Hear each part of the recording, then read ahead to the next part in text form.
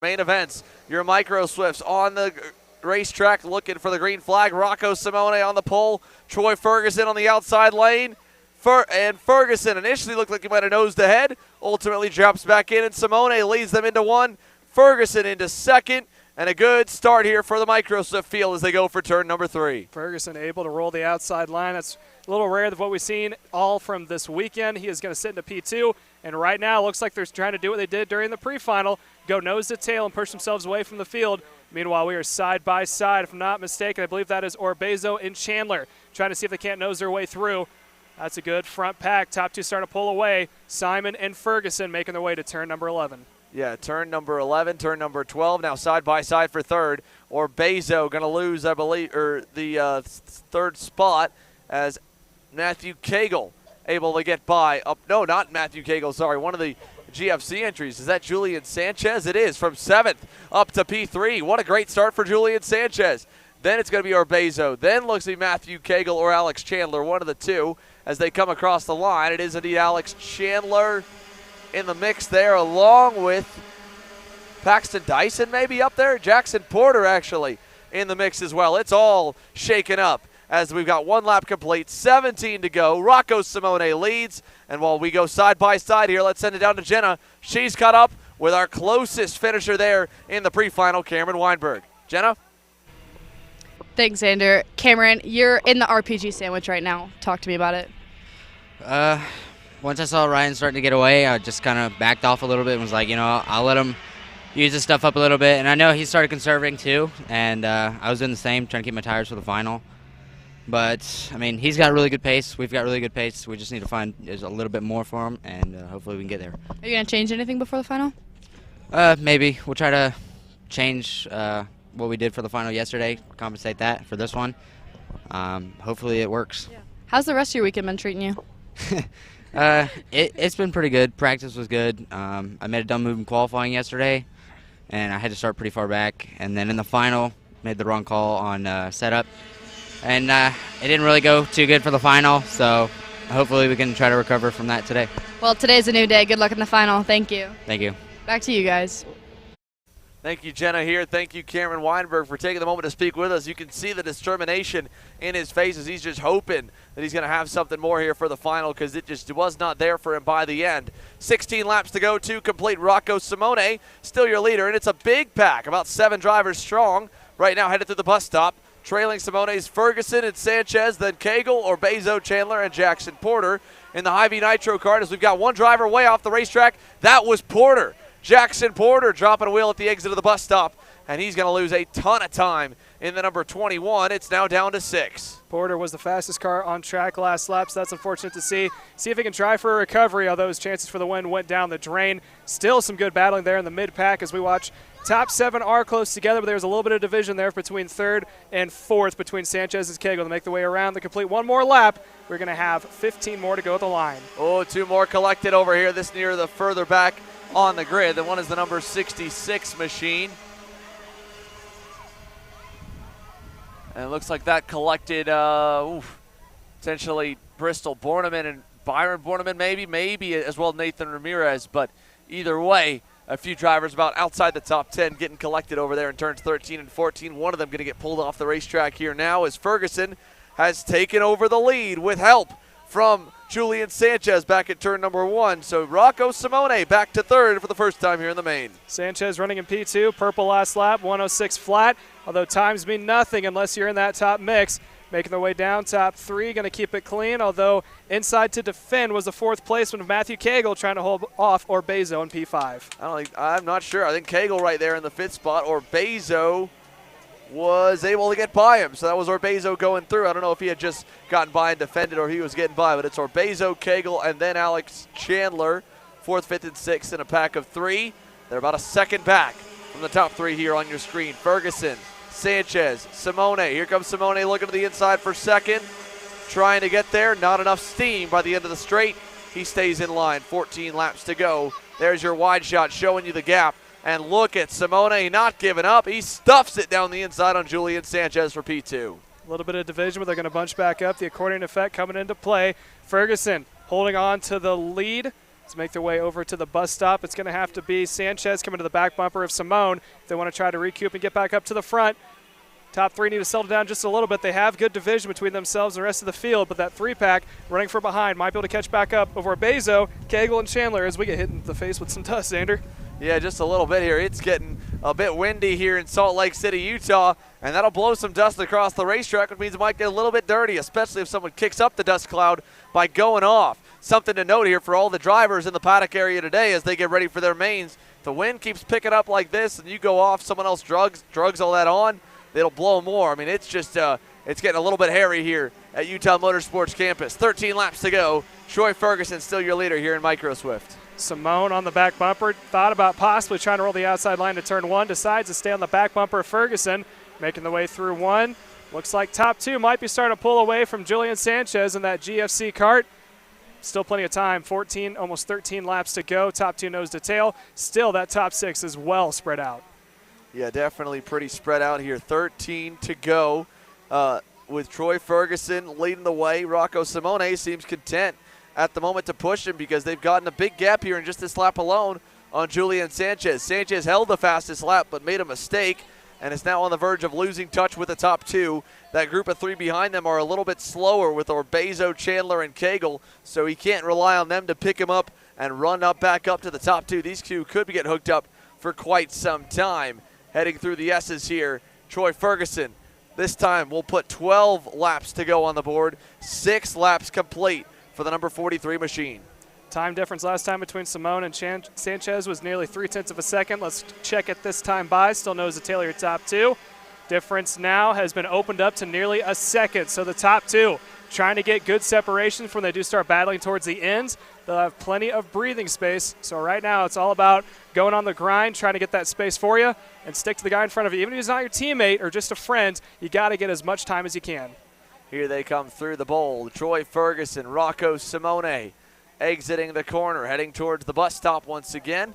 Just single file, nice and easy, and on a Sunday drive, it seems like for both of these two youngsters that have been the class of the field here today, and they've been up there in terms of pace yesterday as well, of course, with Simone getting the win and Ferguson being a major factor in that main. It's just going to come down to these two. It looks like nobody else in the same zip code as them when it comes to lap times. 7 complete, 11 to go this time. Sanchez long gone. He's going to get swallowed up in a couple laps here by Alex Chandler, Nicholas Orbezo, and, of course, Matthew Cagle when they get there because they are almost sniffing the draft off of him. And then it's a big gap back to Jackson Gibson's group. He's up 6 spots already to 8th from a rough pre-final, but he's a couple seconds away from the next group. Top two making the way into turn one. It's been the same story all race long. Nose to tail, Ferguson, Simone making their way into turn three. There's a good gap between third placement of Sanchez and Orbezo continues to dwindle. Last time by, it was nearly 0.8 of a second. And, we got some dust kicked up. Whoa, one driver way out of there. I think that got over to our camera station.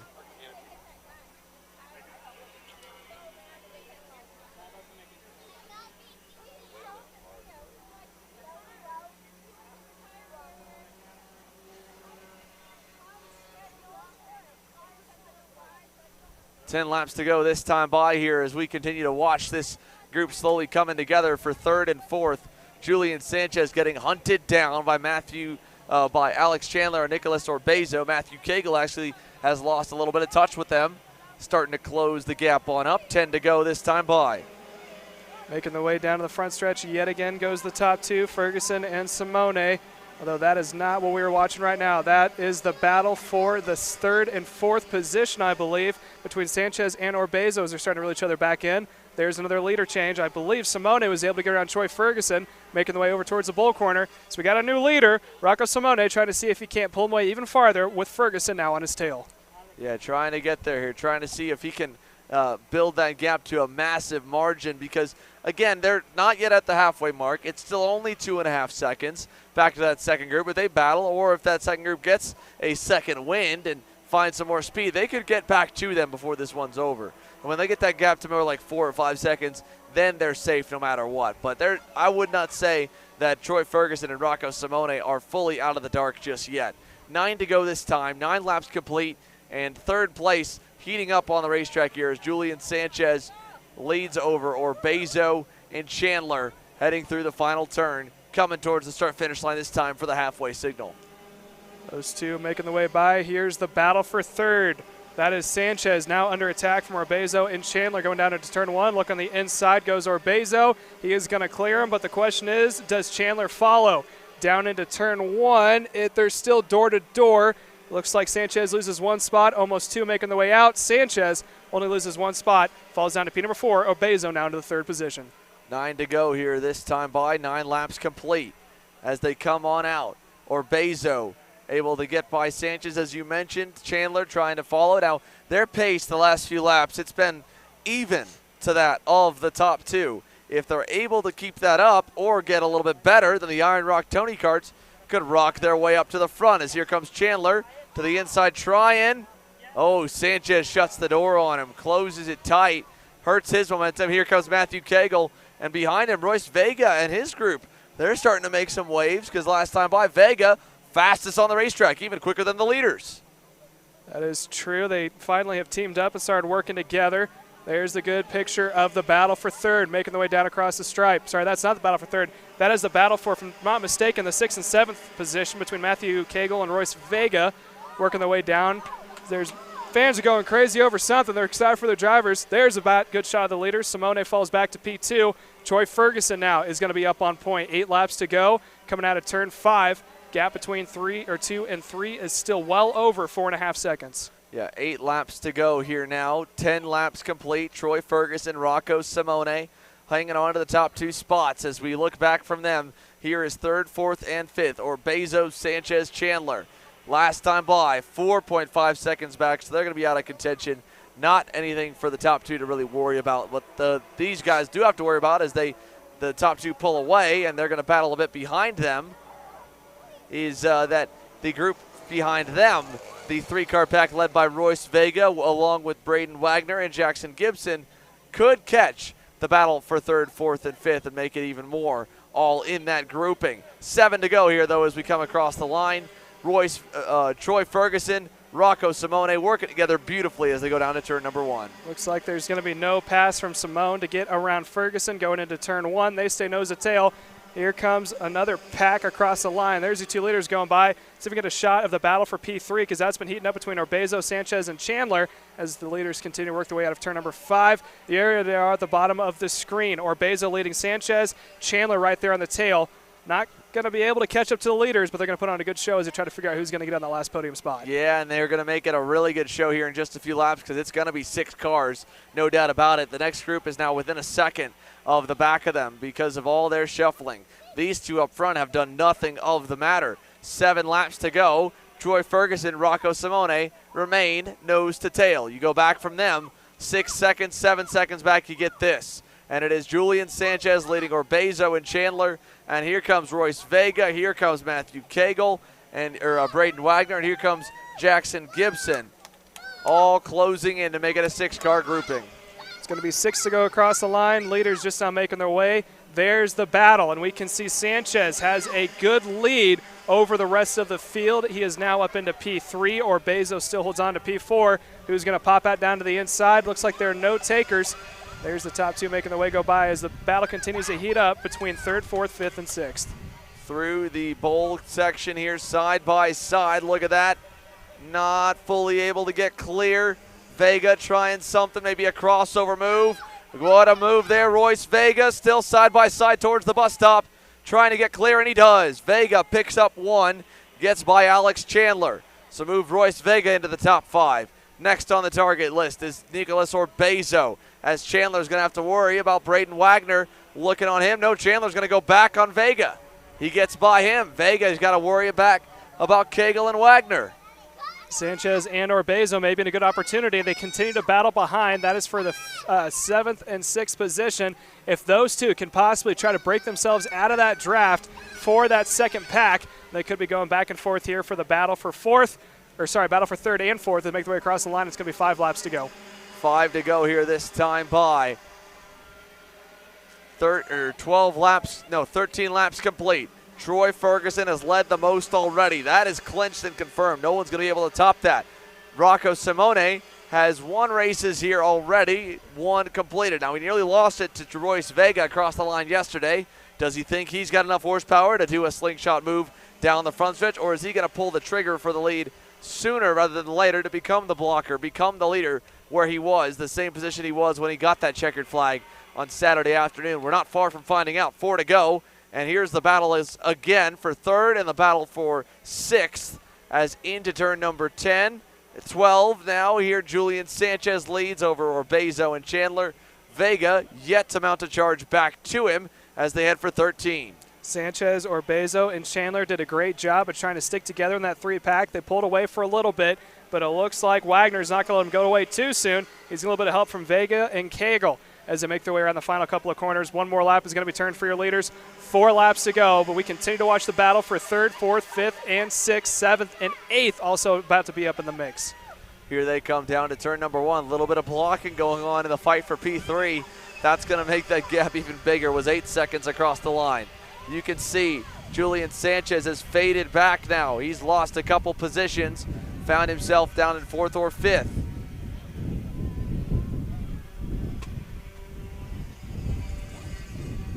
Good shot there of that mid-pack battle. Now they've started to separate. 3-pack out in front battles for 3rd. 4-pack behind is the battle for 6th. One way off the track. Almost takes another one off. Sanchez off, along with, I believe, both of the Iron Rock Motorsports Tony carts. So Julian Sanchez out of podium contention. Maybe, no, sorry, not Sanchez. He's still going. It was a different one we lost. It might have been Braden Wagner. Either way, Sanchez is going. Looks like Orbezo is okay. Chandler's okay. You're right, we lost someone else there out of that. 3 to go here this time. I believe that may have been Paxton Dyson who dropped a couple of wheels and may have lost a position. We'll check when they come across the line. Ferguson Simone still 1 and 2. Sanchez still running in that 3rd spot across the line. Orbezo 4th, Vega 5th, Chandler 6th. Gibson now moves to 7th, Cagle into 8th. And I believe that was Paxton Dyson. That was the other cart that was taken off. Good shot of your leaders coming out of the bull. 1 and 2. Ferguson Simone open up almost 9-second gap. 8.8 as we're going to have 2 laps to go this next time by. Yeah, 2 to go here this time around as your field heads on through towards the back. Once again, through the bus stop chicane. This is the fight for 3rd, the last spot on the box. Sanchez looking for no, not Sanchez. Sanchez was the driver that went off.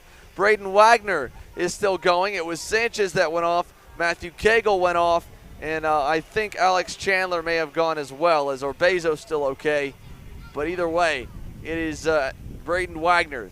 11 spots gained, up to 3rd, trying to get a first career Pro Tour podium. He's in a great spot for it. Your leaders come across the line now, though. 2 to go.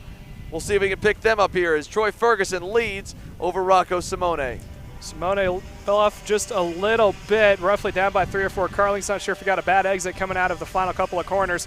Now he's got to get it back under his belt. He's got 2 laps to try to make his move. He's going to have to use this one to close back up. Next lap, he's going to have to size up and figure out when to get around. If he can get a good run out of the bull here, falling through the bus stop chicane, stay in the toe, he might be able to pull something off going into the hairpin. Let's see what he can do here. We're watching, again, both battles simultaneously. The fight for 3rd, the fight for the lead and the win. Vega's gotten up into the 3rd spot. Here is your fight for the lead. Down the backstretch towards turn number 12. Troy Ferguson to the bottom side. We watch Rocco Simone cross him over, not going to have the momentum, into 14.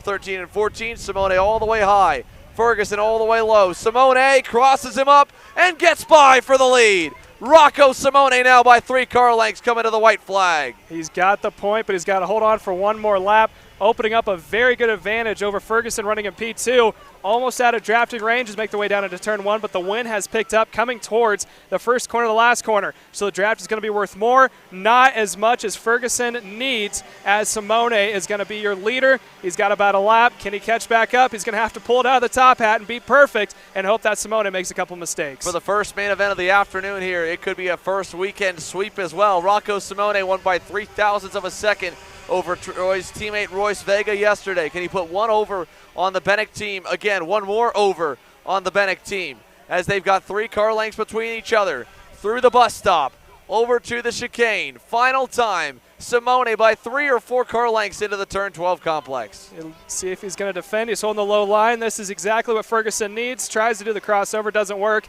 He is now close enough to attempt it again. He's going to have to going into 12 and 13. Last passing opportunity, stays on the back bumper. He might try to do something coming out of the S's. Going a little wide was your leader of Simone. Ferguson running P2, and I don't think he's got enough for it. I think he used up all in the tank, and it's going to be Simone making his way towards the stripe. Out of the final turn, Rocco Simone making a Canadian sweep of the weekend here in Micro Swift. He wins on both days of action in Salt Lake City. Troy Ferguson finishes in second. Royce Vega will hang on for third over a hard-fought battle with Braden Wagner. Wagner up 10 spots, ends up in fourth, or Bezo fifth. It's a double podium for Team Bennick. It's the win for Parolin USA. And let's go on through the overall results there for that one. Again, Rocco Simone, your winner here over Troy Ferguson in second. Royce Vega in third. Braden Wagner and Nicholas Orbezo rounding out the top 5. We go on down the rest of the order. Alex Chandler finishes in sixth. Seventh to Jackson Gibson, 8th Matthew Cagle, 9th Paxton Dyson, and 10th Julian Sanchez, who rebounds from that big off the racetrack in the bus stop. And again, problems for a few big names. Luke Giglio was a factor yesterday, and a rough Sunday here to go home for the number 68 car. Byron Borneman as well with a rough ending to today. But that does it for the Micros, 7 to 10 years old. They'll get set for podium ceremonies for both days later on this afternoon. In the meantime, we are going to go to commercial break and come back with your KA100 Juniors once the track is clear.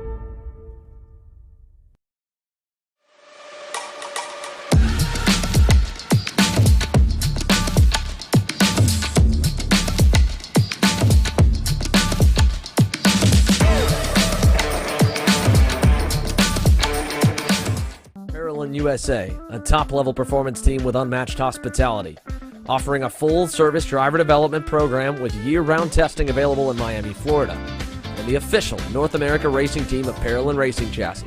Chassis and parts available at ParolinUSA.com.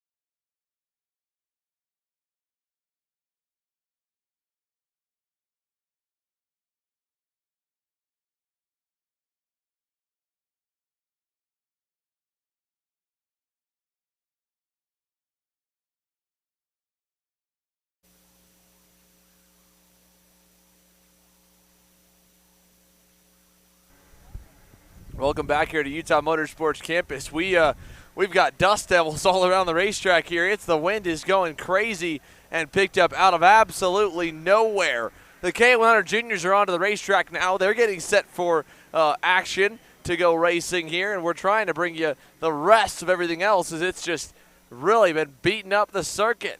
Here they come out of the final corner. We will get you a few more angles back up in just a few moments. In the meantime, up front, Charlie Smith with a smart drive in the pre-final, got the pole position here for the main. Steven Iser to the outside. Stephen Miller and Jesus Vasquez Jr. make up row number 2. Row 3, Archer Eversman and Preston Lambert. Beckham Tupakov and Cameron Brinkman, row number 4. And row 5, Oscar Eiliff and Keegan Kaminsky. Here they come down the start-finish line straight to turn number 1, looking for the green. We've got it. Green flag down to the first corner. Looks like it's going to be Charlie Smith maybe rolling the inside line. Again, we don't have all of our angles due to one of those dust devils that came through. You can see one in the background starting to make its way over, so this might be a little interesting for our drivers. But Charlie Smith, if I'm not mistaken, is going to be on point, making his way into the bowl. Yeah, here they come on out of the bowl corner here. We'll pick them up through into the bus stop. Charlie Smith with a nice lead here. Looks like Stephen Miller has gone to second.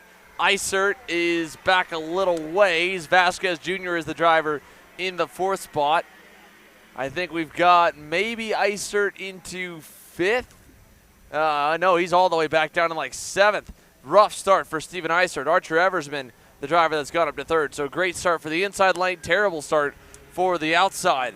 Preston Lambert somehow got down. He's into 6th with a decent jump. And we'll come to put 1 lap in the books here this time by. Making their way into the final couple of corners, now coming down towards the main straight for the first time. 19 laps to go at the line. Charlie Smith out in front. Miller having a fantastic day compared to yesterday, finds himself up into P2. Going down into turn number 1, it looks like it's still going to be nose to tail. Charlie Smith out in front. P2 goes to Miller, and there's another 2-pack starting to catch back up to him with Eversman and Vanquist Jr. So we might see a 4-car battle for the lead here shortly. Yeah, Jesus Vasquez Jr. was able to get by on Archer Eversman down in turn number 1.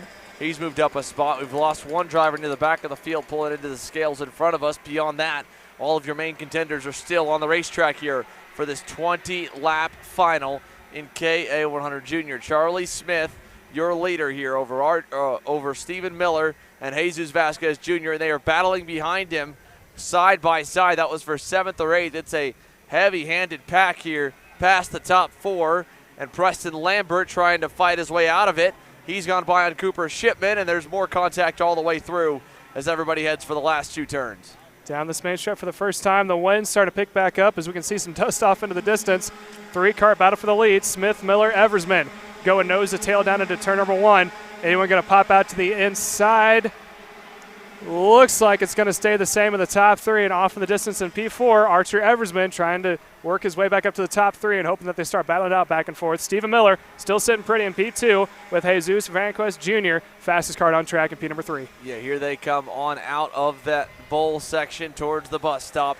They're pulling away from Archer Eversman, so he's losing touch. It might be these 3 that end up being the ones that pull away from the field after everything has shaken out the way that it did. Charlie Smith, Stephen Miller, Jesus Vasquez Jr., because behind them it's a big gap to Cooper Shipman's group with Preston Lambert in tow and Beckham Tupakov there as well. They're trying to at least work together now, but it might be too little too late as the leaders are single file and already pulling away.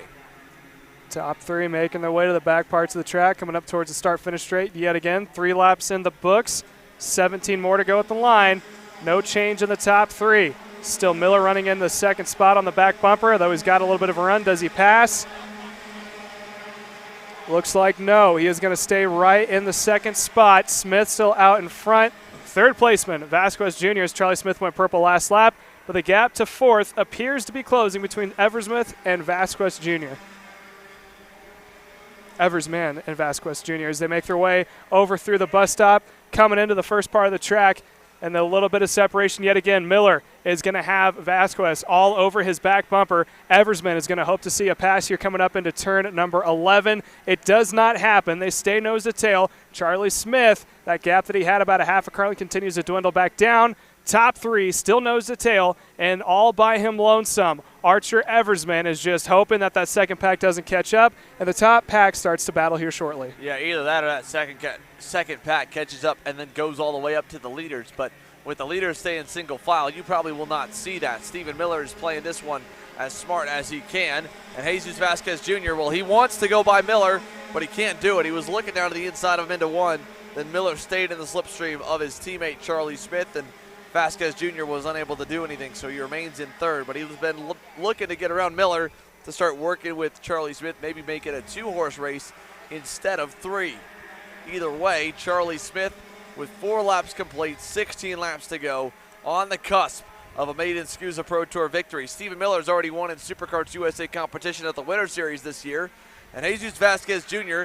has been dominant in the California Pro Kart Challenge, and I believe got a win back in New Orleans to start the Pro Tour. So it could be another major step towards a national championship for Jesus Vasquez Jr. As for Charlie Smith, it's a first career Pro Tour win up for grabs if he can hang on to it. 15 to go at the line, 5 laps completed. Charlie Smith has led them all from the pole so far.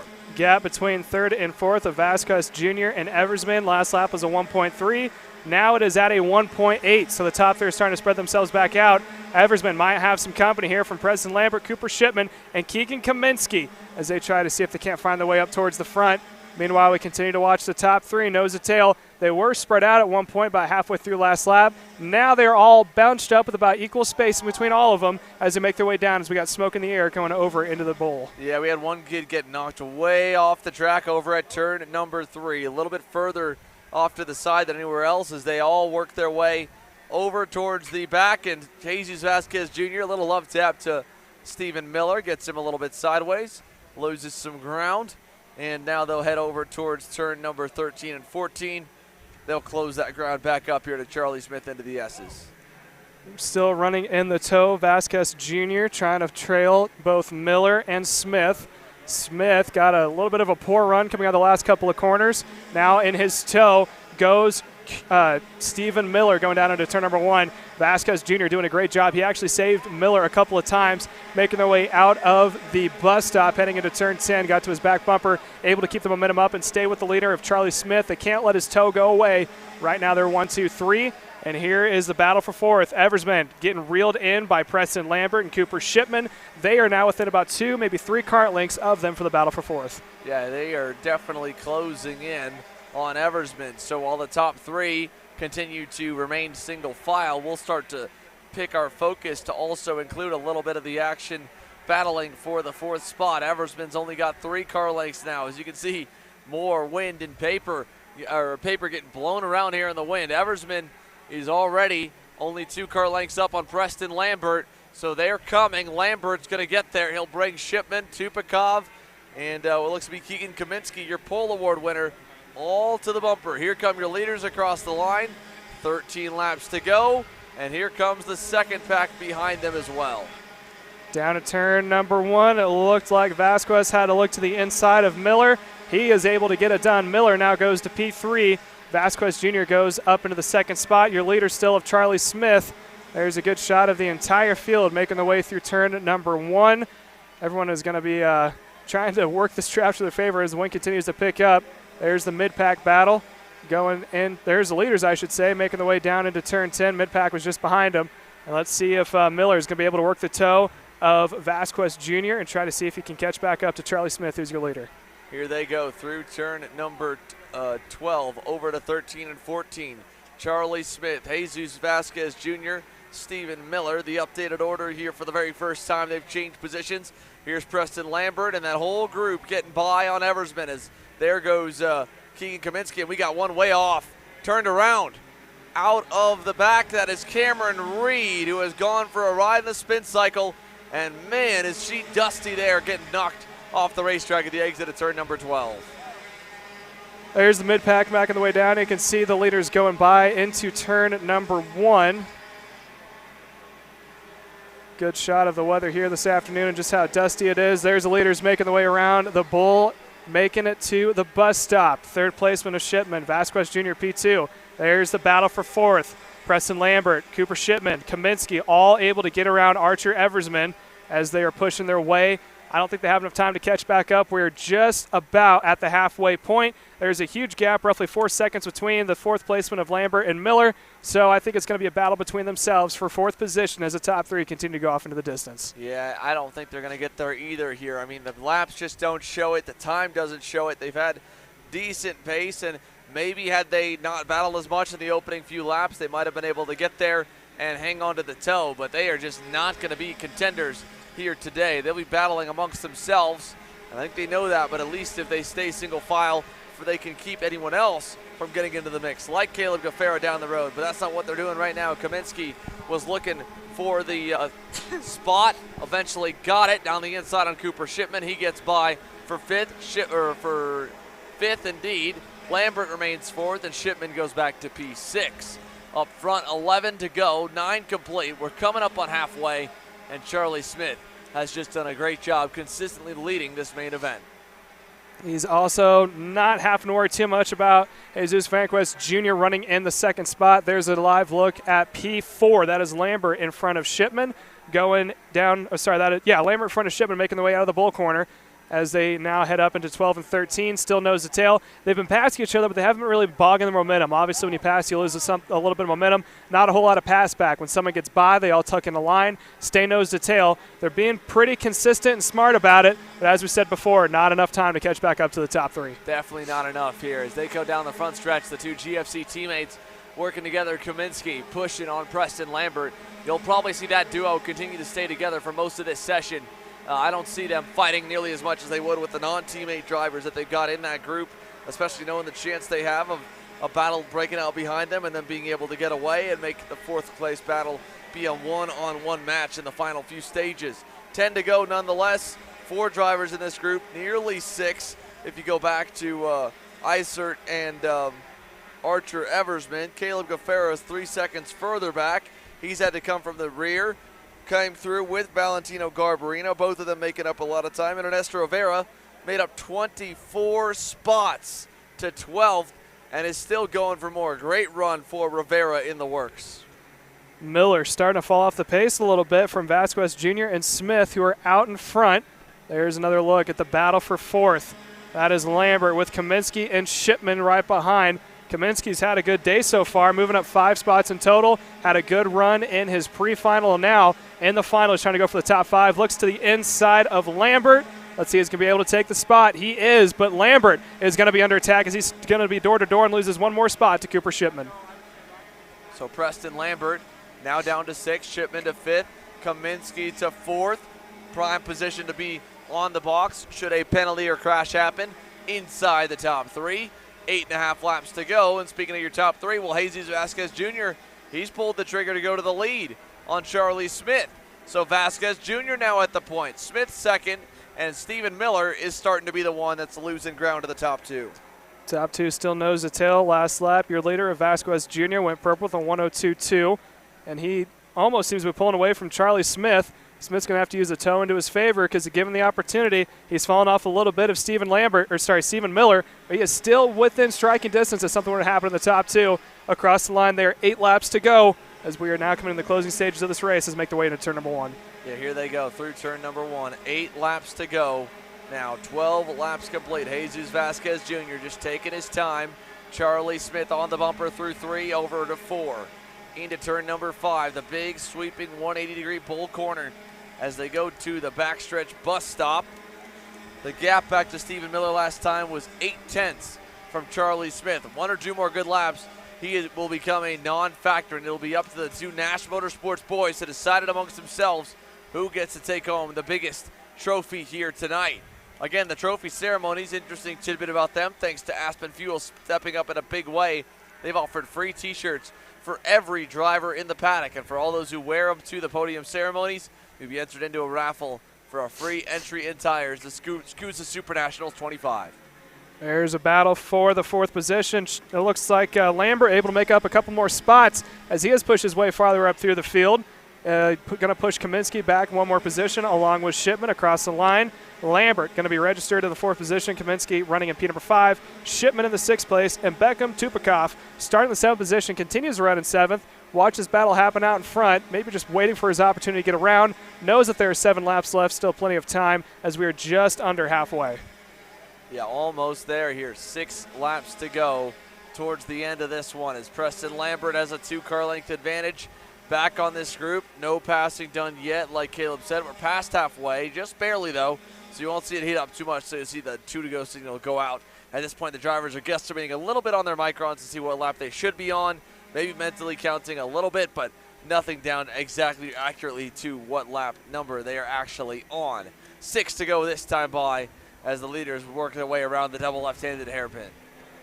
There's another shot, battle for fourth. Lambert, Kaminsky running in the 4th and 5th. There's your 2 leaders. Look at the gap so far that your leader of Smith has over Vasquez Jr.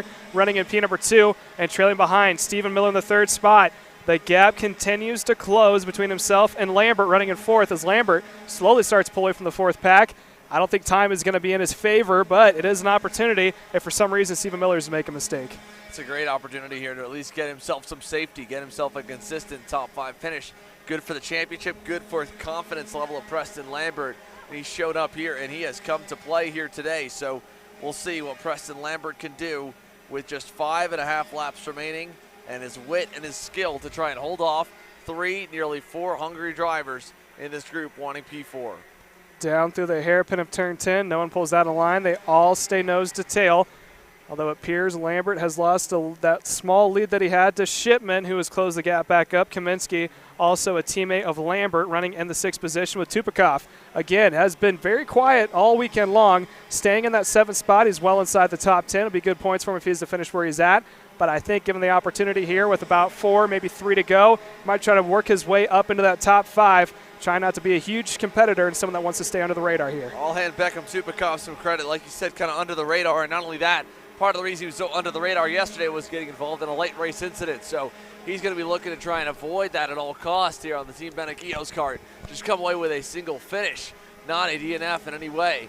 And as they go out of turn number 5, that's all I can think about here with 5 laps to go, is that we could see an aggressive charge from the likes of Beckham Tupakov. We could see kind of more conservative, avoid all the frozen gnomes there, avoid all the chaos, and try to get himself into the top 5. He was in there at one point, and he's still close. 5 laps to go currently. It's going to be 4 laps to go next time by. Out of turn 13 is your 4th placement of Lambert, Shipman, Kaminsky, and Tupakov, respectively. Making the way to back parts of the track. They're going to put one more into the bank. It's going to be 4 laps to go at the line.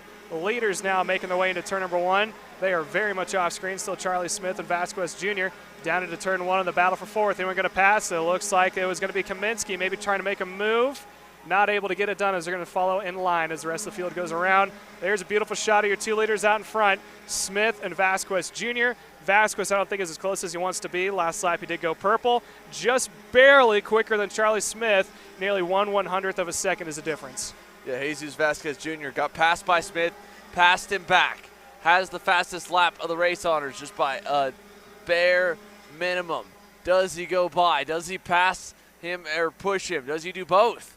3 laps to go. With the way the data reads, it looks like he pushed him a little bit and to get that fastest lap, because they were nearly identical when they hit it, and both hit it on the same exact circuit. Down the front straightaway this time, 3 to go. Jesus Vasquez Jr. with a car length lead. Making their way down to turn 1 yet again. Smith not close enough to make a move. Probably going to play this one smart. They have put enough time into the bank that they can start to make some withdrawals and use up a little bit of it that they've kind of reserved for the ends. But Charlie Smith losing a little bit of time, down by 2 or 3 car lengths. Look for that to close when they get to the straights as they make their way out of the bull yet again. That's going to be double sticks in the air. 2 to go for your 2 leaders when they make their way by. Indeed, 2 laps to go when things will really start to get crazy. When does Jesus Vasquez Jr. decide it's time to start defending? Is he going to judge off lap count, judge off the gap? We see him looking back there a little bit frantically through the chicane. Not really going to do too much through the bus stop. He says he's not going to do too much either through turns 13 and 14. After that, then they'll go through the S's. Final couple times coming up. 2 to go this time at the line. Here's Lambert's group with Shipman in tow, along with Kaminsky and Tupakov right there in the 7th spot. 2 laps to go. Vasquez Jr. leads, not quite out of drafting range. Charlie Smith still follows in the tow through turn 1. No pass was made. Right now, Smith needs to focus on catching back up to the back bumper. focus on trying to make a pass either late this lap or beginning of next. We can't make it too soon, as Vasquez Jr. is almost as quick as Charlie is, almost identical in times as he is. So whoever is going to be leading in the final couple of laps is probably going to have to be blocking that inside line hard. Battle for fourth continues on. Lambert has led that pack most of this race, continues to hold off the rest of the crew of Shipman, Kaminsky, and Tupakov running in seventh. 1 lap to go this time by the start-finish line. Final time coming up. Jesus Vasquez Jr. still with enough of a cushion. He doesn't have to blow line it, doesn't have to block the inside. You can take a normal line. Charlie Smith, big run to the S's, closing back up to him. Didn't take him long after being nearly a second back with the way the Facebook post kind of sent them for a little bit of a loop across the line, 1 car length. Here comes Charlie Smith looking for one more try. 1 lap to go. Can he pull off a first career win? Will it be win number 2 for Vasquez Jr.? Through the S's, crossover. No move in 1 and 2. Over to 3. Oh, he's going to get there. Does he get clear? He tries to, and he doesn't. Nice bit of give and take racing there through the bowl. Charlie Smith is not done yet. He is all over the bumper waiting for his opportunity for Vasquez Jr. to make a mistake, making the way through the bus stop for the final time. They are now approaching the best passing opportunity. Let's see how low Vasquez Jr. is going to go on the line to try to defend. He brings it all the way down to the inside. To the high side goes Smith. Rolls the outside for a crossover. Major crossover. They're still door-to-door going into turn number 12. Nearly clear here. Charlie Smith not going to get clear. He's got to send it around the outside or cross him up again. He can't do it. Jesus Vasquez Jr. with a big launch off. Got shut out of a cannon. They're battling behind them. Look at this.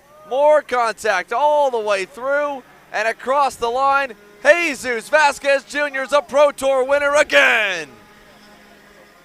See how the battle for fourth comes across the stripe. There's a third of Miller. Rest of the field following. There's a good shot across the line. Lambert is able to hold on to fourth. Kaminsky goes to P5. Caleb Gerfera able to catch back up, goes to P6. And Beckham Tupakov able to maintain that 7th spot. Cooper Shipman goes to P8. Steven Erdis goes to P number 9. Archer Eversman goes to the 10th position, rounding it out for your KA100 Junior. And again, that does it for KA Junior here. We'll talk to some of them, and a very happy Jesus Vasquez Jr., I'm sure, gets the win over all those names, including the top 10, Miller, Lambert, Gafera, Kaminsky, along with Shipman and more. All just a little bit short, including Charlie Smith, who may be kicking himself a little bit, but he was so close, and they say you only got to lose one before you can win one. Well, we go on now. Jesus Vasquez Jr., a winner again. He'll be back with us in Newcastle Motorsports Park and talking with us here real soon. K100 Senior is up next here live on Kart Chaser.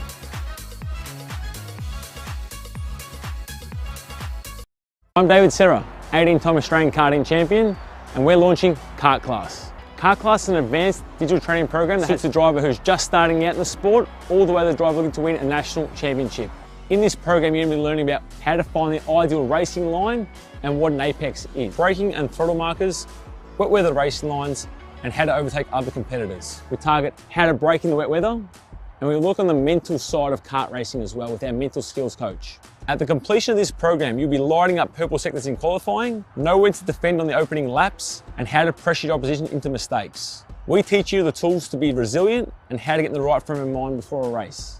We look to complete the whole package by getting a strong mindset, a driving style to suit all conditions, strategizing your race, and getting the last 1% from your team. We'll teach you how to win the final lap of a race, driving the wet like Max Verstappen, and creating the perfect bubble for yourself to mentally be in the zone. To find out more, click the link below.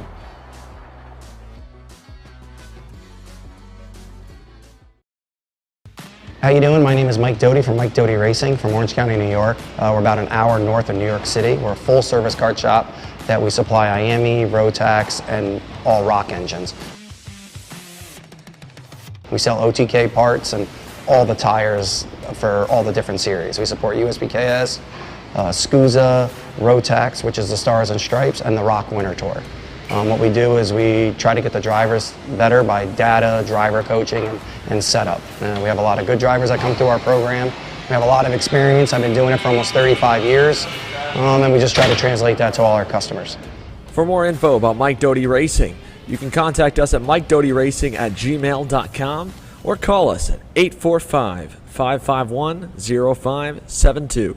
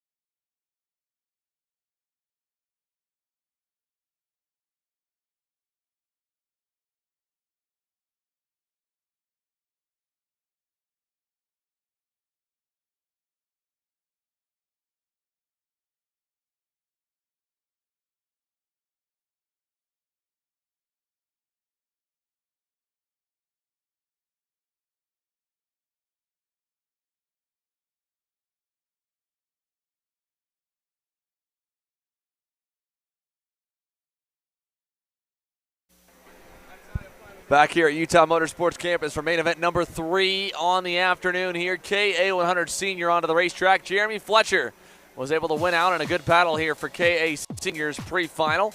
He lines up on the point here alongside Cedric Lupian to make up the front row. Alex Stanfield and Caleb Schrader will make up row number 2.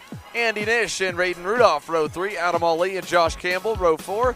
Ethan Rapp and Kieran Rogers will make up row number 5 as we work our way towards the back hairpin and the back final corner on the racetrack. Nice and slowly here for your top 10. 36 drivers in total. Remember to keep your eye on Frankie Mossman.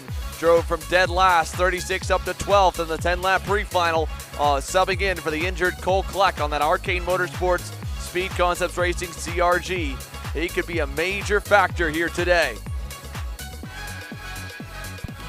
They come onto the start-finish line straight away. Fletcher has them crawling.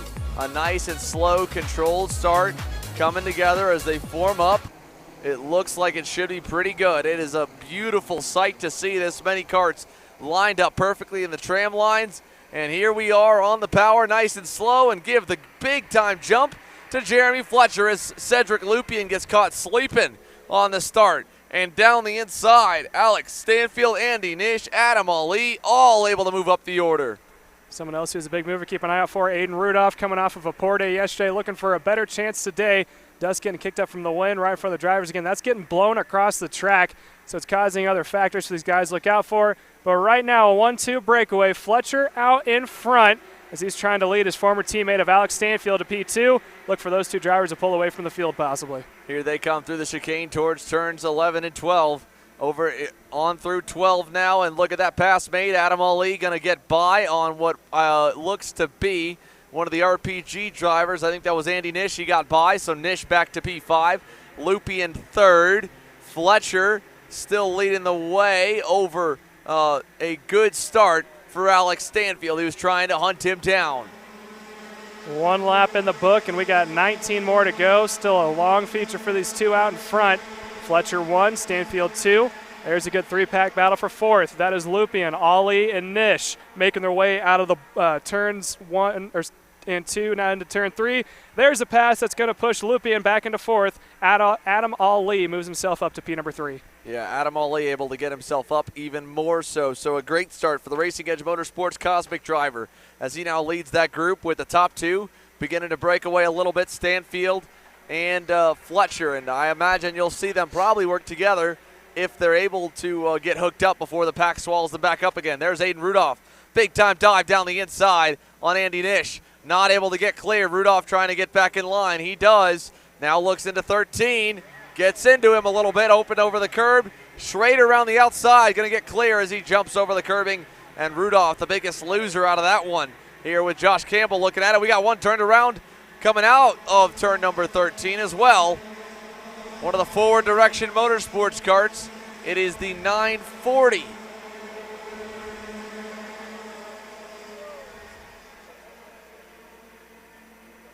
That was Travis Varney there who got turned around out of turn number 13 and 14.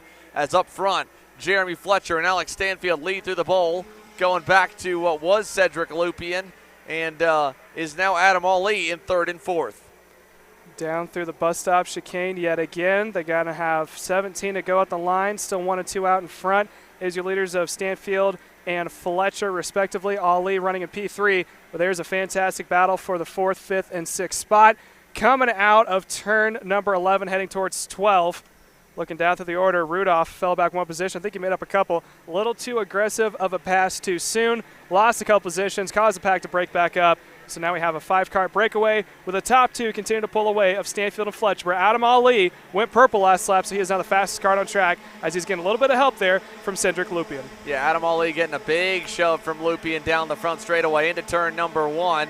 So Adam Ali closing up the gap here to the leaders. They're 8/10 back as of this time by. Here they go through 3. You can see we can almost fit them all into frame as they go through the bowl. 4-driver break, then a big gap back until you find 5th place on the racetrack, Andy Nish in the 982. And he's got Aiden Rudolph on his tail, then Josh Campbell, then Caleb Schrader, Ethan Rapp, Jack Doyle, all there, headed through the bus stop and towards the chicane. Down towards the chicane. Here's Rudolph trying to see if he can't get around Adam Nish. He sends it on the inside. Rudolph moves up one more spot. Look for possible crossover. Nish says, no, I'm going to stay in line right here. And now Nish possibly under attack there yet again from Campbell. But he's going to play safe here and stay in line. So that is going to be Rudolph moving up into P number 5. But they still have a long way to go to catch back up to Lupien. Quite a long way. And we've got some more that have gone off there. One driver turned in the middle of the pack. That has been knocked out. It's one of the Iron Rock Motorsports Tony Car drivers. The 936 of Cameron Stellar was running 11th and is knocked out of this one here. Is up front. Look at this. Aiden Rudolph still trying to fight. Andy Nish fighting tooth and nail to hang on. Josh Campbell at least able to get by. So they're going to work their way towards the bowl. 15 laps to go. Up front, no real changes. Fletcher, Stanfield, Ollie, Lupien. Let's go side by side with the action here. Send it down to Jenna Tommy, who's caught up with our main event winner here in KA Junior. Jenna? Our winner, Jesus Vasquez Jr. How do you feel to be a winner right now? Feels pretty good. Nothing really crazy. Yeah. Was it fun battling your team out in front? Yeah, he obviously had a little bit more speed in like the first couple corners, but I was able to catch him down the straight in the last couple corners. Yeah, who do you want to thank for helping you out this weekend? P1 Engines, my dad basically, National Motorsports, all the people over there. Awesome. Great weekend overall? Yeah, pretty good. Absolutely. Thank you so much. Thank you. Back to you guys. Thank you for that, Jenna. We're going to continue to watch this race here going on for our KA seniors. Not a whole lot has changed up front while we were away. It's still Fletcher and Stanfield in a league of their own right now, holding a decent lead over the rest of the field. Adam Ali went purple that last lap, and he is now the quickest card on track, running in third, trying to see if he can't run down the 2 leaders out in front. But we continue to watch the battle in the mid-pack. Aiden Rudolph able to hold on for a moment to P number 5 as he is trying to do whatever he can to close that 2-second gap to Cindric Lupien running in P number 4. Yeah, it took him a second to get through that grouping there. Andy Nish made it really difficult for everybody to get by, so that kind of hurt them on time. But Aiden Rudolph and Josh Campbell able to start pulling away from at least Nish and company.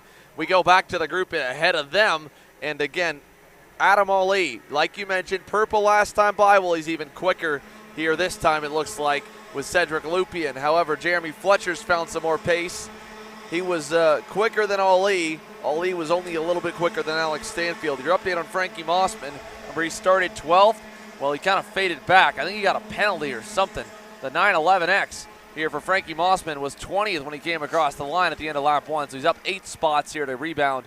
And the pace is decent. It's not up there with the level of the leaders, but he should be able to get Cole Kleck's CRG Speed Concepts Racing and Arcane Motorsports entry a top 10 at least. Good shot here in the battle, and that's not the front pack. That is the second pack that is being led. Actually, that is not. That is a little farther back down the inside. That is actually the pass for second. That is Ali able to get around Stanfield. Lupien now to the back bumper, Stanfield. Lupien's going to look on the inside. Not enough to get it done. Stanfield holds on now to third. But now we got a 3-car battle for P number 2. Look for Jeremy Fletcher to open up his lead even more so as we make our way across the line. It's going to be lap 13 to go. Yeah, there they go, just at the bottom of the shot as we catch. Oh, man. That was an awesome job by our cameraman, Aaron Hackmeister, to know that that pack right there was going to end in catastrophe in the midfield. Well, there's a couple more taken out here from this one as they were going side by side on what is normally a 1-lane section of the racetrack, and they are still struggling to get fully back going.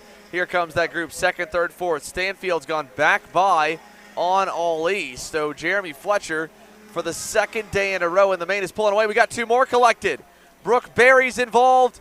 1 more is involved, and he is up and out of the go-kart and frustrated over here at turn number 3. So carnage all over the place in KA Senior, and Alex Stanfield, having gone by Adam Ali, has at least been able to hold on to second, but at the cost probably of ever getting a chance to run down Jeremy Fletcher. That second car taken out was Travis Mitchell, who's running in the 15th spot, so up in the top 20, a little bit of drama. Meanwhile, still watching the drama for second spot. Ali, Stanfield, Lupien continue to go back and forth. Stanfield able to hold on that second spot. Ali running P3, and the veteran of Lupien in the 4th position as we have even more of a mix-up, and that is going to be, I believe that is now Ali back to P number 2. Yeah, went right back on by Stanfield. Gave him a lap as soon as Stanfield passed him back. didn't think he was quick enough, decided, all right, you know what, you had your shot for the second time in a row, I'm going to pass you. And he does. He brought Lupien with him, and so they remain now with Ali, Lupien, Stanfield, like you mentioned. Big gap back from them, big gap forward. 1.7, maybe 1.8 seconds to reel in Jeremy Fletcher. They're going to need to be substantially quicker than the Ryan Perry Motorsport Tony Car driver if they want any chance at catching him. 11 laps to go at the line this time. 9 laps complete. Jeremy Fletcher has been absolutely phenomenal here today. We watch Lupien on the back bumper of Ali, trying to give him a little bit of a push. Stanfield's following right in the draft. Here's another good battle. This is farther back in the field as they make their way out of turns number 12 and 13. Leader's going to go by at the bottom of your screen. There they are for the moment, popping on by. As we are now working, like Xander said, 11 laps to go. Can Jeremy Fletcher try to go for a clean sweep in KA100 Senior? We'll soon find out here shortly. There's the battle for second, and just at the back of the screen coming out of the bull is your leader of Jeremy Fletcher. So there's got a huge gap. It was at about a 1.7, now it's at a 2.2 to do all the battling. It is still Ollie running in P2. Lupien running in the third position. Just outside the podium spot is Alex Stanfield running in fourth. Through the bus stop towards the chicane once again here. We'll get a better look at where everybody stands next time by. It's just kind of all even. We've got a few more of the drivers that were taken out from earlier on the screen right there at the exit of turn number 3. Here's the group second, third, and fourth. Adam Ali, Cedric Lupien, Alex Stanfield chasing Jeremy Fletcher, who has just dominated this main event here today. Aiden Rudolph along with Josh Campbell, they are still a little bit slower than that group of 3, so they have not made up any headway towards second, third, and fourth. If anything, they got to worry about Caleb Schrader behind him because he's looking speedy. Andy Nish just hit his best lap of the session. Ethan Rapp, Jack Doyle staying about the same. Frankie Mossman's digging forward. Mossman's at least on pace with the leaders now, so the CRG driver outside the edge of the top 10 starting to dig to the end of that group as Adam Ali at the halfway mark here is looking at his highest career SKUSA Pro Tour finish. There's a good battle for the 5th position. That is between Aiden Rudolph and Josh Campbell. Rudolph fell back 1 spot. He is now into P6, which means that Campbell is now going to be holding on to that 5th spot. Those have been going back and forth. Not quite close enough to catch back up to the battle for 3rd, so they're probably going to have to settle where they are. They got to be careful because right behind them, Caleb Schrader and Andy Nish, I should say, 2 guys who are running up in that top 5. Now got to hold on and see if they can't battle it out to finish within the top 5 in that last spot being currently held by Josh Campbell. It's going to be 9 laps to go. We are now under halfway. Yeah, 9 to go here this time as they come across the stripe. 11 laps complete. Aiden Rudolph just getting Josh Campbell to continue to push him and try to make up some ground. They're 3 seconds back from the next group. They are losing about a 10th a lap, and they're about even to Caleb Schrader, but they've at least pulled away 3/10 that time from Andy Nish and company, so they should be more than safe from that pack of drivers with Nish, Rapp, and Jack Doyle. Frankie Mossman was 3/10 better than that group. He's 1.2 back, so that'll be the next driver to focus on is Frank the Tank in the CRG, starting to work his way towards the top 10. We've got still 9 to go up front. Jeremy Fletcher not letting off the throttle whatsoever. Went purple last time by. It's at the best time of the session. So Jeremy Fletcher on a 101.97.6, just kind of putting it on him. 2.8 seconds back to Adam Ali and company. Just a dominant performance for the second day in a row. I mean, absolutely unreal how much he has just blown this field away here in Utah. Continue to watch the battle for the 5th spot. Again, Rudolph in front of Campbell, making the way across the line. Campbell in the tow. Goes straight to the back bumper of Rudolph, trying to give him a little bit of help. They don't have a lot of time to close back up to the battle for 3rd, but they're going to do whatever they can. I think they know that at some point, Lupien, Stanfield, and Ali, respectively, are going to be going back and forth with each other, slowing down the rest of the pack, and those 2 might have an opportunity to close back up the time, but right now they're looking at a 3.5-second gap. 8 laps to go here this time. Through to the bus stop, towards the chicane. And we'll go and pick him up here. So here is Frankie Mossman starting to make up some ground on the group at the edge of the top 10. Big time run down the back straightaway through the chicane. Again, Mossman's been consistently 2 to 3/10 of a second quicker than this group. Jack Doyle, the next one in line. Mossman is there, and a run from nearly 20th at the end of the first lap. Had he started a little higher, had he been able to qualify the car, maybe he would have been even in a better position. But what a great drive forward for Frankie Mossman. 7 laps to go this time by as they come across the line, and he's got a shot to get a top 10 after starting the first lap way back from there. Down into turn number 1. That is going to be a Rollison Performance Group kart sandwich, that is. If I'm not mistaken, that should be the battle between Schrader, Nish, and Rapp running in the 9th position. Jack Doyle in the last kart in the top 10. Mossman able to close the gap down. He is now roughly in the pack to battle it out with, as he is sitting at about 3/10 of a second gap. Yeah, Caleb Schrader's just a touch up the road. Andy Nish leads this pack right here with Rapp and Doyle as fellow RPG teammates. And then, of course, Frankie Mossman on the tail. Here he goes on Doyle for 10th. Mossman is by, so Frankie Mossman into the top 10. My mistake there. It looks like it is a different package for Ethan Rapp in the 934. He's in the M squared 934 OTK. So Ethan Rapp right behind as they go through the final turn and onto the front straightaway. Mossman closing up to Rapp. Then again, right in front of Rapp is going to be Andy Nish. No changes otherwise throughout the field here. Everything else has stayed pretty solid through the top 10. 6 to go. Mossman looking for 9th, and he's going to get it on to Ethan Rapp. He'll get through, so he picks up another one. Frankie Mossman 1 spot higher into 9th, and now sets his sights on Andy Nish here with 5.5 to go. He's got plenty of time. He's got to work the draft to get there. After Andy Nish, there's a little bit of a gap between him and then Caleb Schrader running in the 7th spot. So he has a little bit of time, not as much as he needs, I don't think. So I think the best he could probably hope for is going to P8 as they continue to go back and forth. Fantastic 4-kart battle for the 8th position. Mossman now is on the back bumper, tries on the inside, gets around, but can Nish cross him over? He cannot. So now that is now Mossman going up into P number 9, and that is going to push Nish back, P number 8, Nish goes back into P9. Here we go, 5 laps remaining across the line. Mossman by on Nish, so now he just has a big gap ahead to try and run down, see what else he can grab.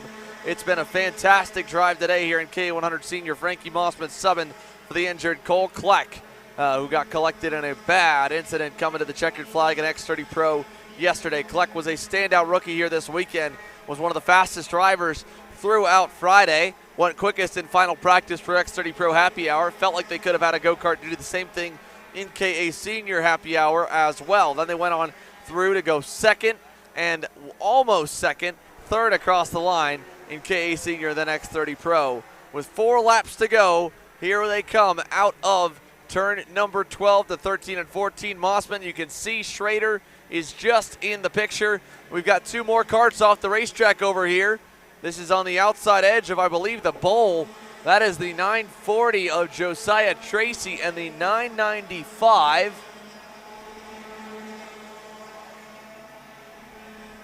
of Nolan Tidwell. They were 16th and 18th when they crossed the line that time by, driving forward, and both are out of it now. Here they come, 3 to go, working through the bowl. 2nd, 3rd, and 4th on your screen right there. Ali, Lupien, and Stanfield as Jeremy Fletcher is now 4.5 seconds up the road. That last lap, Fletcher's only 10th off of his fastest lap time of 101.991. League of his own, almost a 4.5 second gap between him and Ollie running in P2. So without a doubt, there's no way that Ollie, Lupien, and Stanfield can catch back up if they decided to start working together. So look for them to start going tooth and nail, trying to get into those last 2 podium spots. Ollie's still out in front over Lupien running in P3, and Stanfield is in P4 just outside the podium. Yeah, just outside of it here, but he knows he could get there. We're watching Jeremy Fletcher put on a clinic here today at Utah Motorsports campus in the KA100 Senior class. He's been on the box already once here with a dominant win yesterday in round number 3, trying to do it again here in round 4, get himself back in this title fight for the KA Senior division. The rookie, one of North America's top rookie prospects, double duty this week, X30 and K100, and he's really looking good in both of them as they go through the bus stop towards the chicane. 2.5 laps to go. Not much more you can say that hasn't already been said. It's been a great debut with RPM. He's picked up right where he left off with GWR. Tony Card, of course, a big supporter of Jeremy Fletcher in his racing, and a brand new helmet thanks to Odinell Racing Products. He's been loving it, and he's got it 1 win already, looking for win number 2 in the next 2 laps. Yeah, what a way that would be to start with a new team of a clean sweep. He is almost there as he comes down to the line to get double sticks in the air. 2 laps to go for young Jeremy Fletcher in his rookie year, trying to see if he can't go for a sweep here in Salt Lake City. The rest of the field continues to follow through. We got the battle for second still going on. That is now going to be Lupien up into P2. Stanfield goes to P3. Now Stanfield sends up on the inside of Lupien. Takes the spot away, maybe. Lupien's going to have to yield. Falls back into P3, and that means Ali is going to settle into P4. 2 laps are still bumper to bumper. Stanfield leads that pack here with about 1.5 laps to go. Yeah, 1.5 to go here. Alex Stanfield timing has run perfectly, trying to save his equipment for the last little bit, and he's done so to put himself in a good spot to get a second place result. And we talked yesterday about Stanfield having a rough start to his day and then getting into the top 5, top 6. Those kinds of runs are what salvage championships. Well, this run here too, where again, same situation. Pace was not there. He got caught, hung in their toe, and now is fighting for those last couple points that he could get. If he can get a second place here, that's going to minimize the damage that Jeremy Fletcher is doing here by pulling a 5-second margin on him. White flag going to wave this time by Stanfield, Lupien, all E, the order for the top, or for the battle for second, third, and fourth. 3 carts going for P2 with 3 different teams. Down to the inside goes Stanfield to defend. Lupien follows. So does Ali. Ali got on the back just a little bit of Lupien as they make their way into turn number 3. Lupien goes high to take the normal racing line. That's not Lupien. That's Ali takes the normal racing line. Gets around Lupien. Almost there side by side on the exit of the bull. Who is going to yield? It looks like it may have to be Lupien, as Ali now has the point of P2. P3, I should say. Stanfield's up into P number 2. Let's see if Lupien can get him down going to turn number 11. Yeah, Lupien making a look back. Adam Ali's got a big run on Stanfield. Stanfield will cover the bottom side off. That'll keep Ali at bay, and Lupien can go wide and try to cross him over. They've got to worry about Aiden Rudolph now. Lupien's already on the outside. Ali's on the inside. Look at Lupien around the outside on Stanfield. What a move around the outside! Cedric Lupien sends it as Jeremy Fletcher wins in KA Senior, and the battle for second coming to the line. Cedric Lupien around the outside shows Alex Stanfield how it's done. Finishes second, Stanfield third, and Jeremy Fletcher, absolutely unreal performance. 9 seconds, the margin of victory over the rest of the pack. Well, with that here, let's go through our finishing results as they are unofficial, how they've come across the line. There's a little congratulations from his former teammate and Alex Stanfield. Jeremy Fletcher will make his way to the scales, and it's Lupien Stanfield joining him on the podium. Ali and Aiden Rudolph rounding the top 5, and you go down through the order here. Lots of drivers with rough runs near the end. Brooke Berry, Lydia Small, Cameron Steller, Travis Varney, Josiah Tracy. I mean, there were a ton of DNFs in this one. Zach Meyer, great day going yesterday, went bad, and then today, bad to worse. Travis Mitchell out as well. But you go to the edge of the top 10 here. I mean, Josh Campbell, again, just picks up 4 spots. Solid run, moves up on the order. Caleb Schrader, 7th. Frankie Mossman, a respectable run with 0 laps at all in K100 here at Utah Motorsports campus until the pre-final today to finish in 8th. Definitely did some justice there for Cole Kleck. And that'll do it for the KA100 seniors. Mini Swifts are up next. We're going to talk to some of our KA seniors as well. Stick with us for more here. You're watching Kart Chasers premium coverage of the Utah Motorsports campus stop on the SuperKarts USA Pro Tour.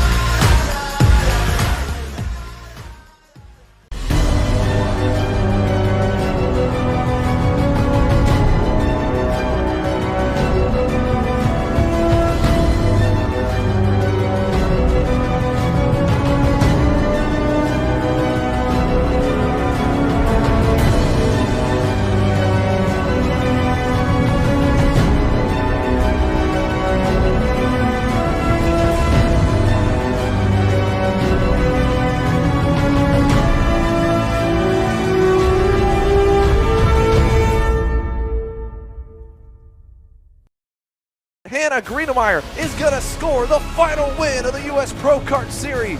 Hayden Jones is a national race winner. Nate Cicero wins. Four-time champion Ryan Norberg winning Super Nationals 24. Winner, winner, winner. Are you ready to join one of North America's winningest driver development programs? Rollison Performance Group offers fully customizable packages that are meant to take your game to the next level. For more information, head to rollisonperformancegroup.com.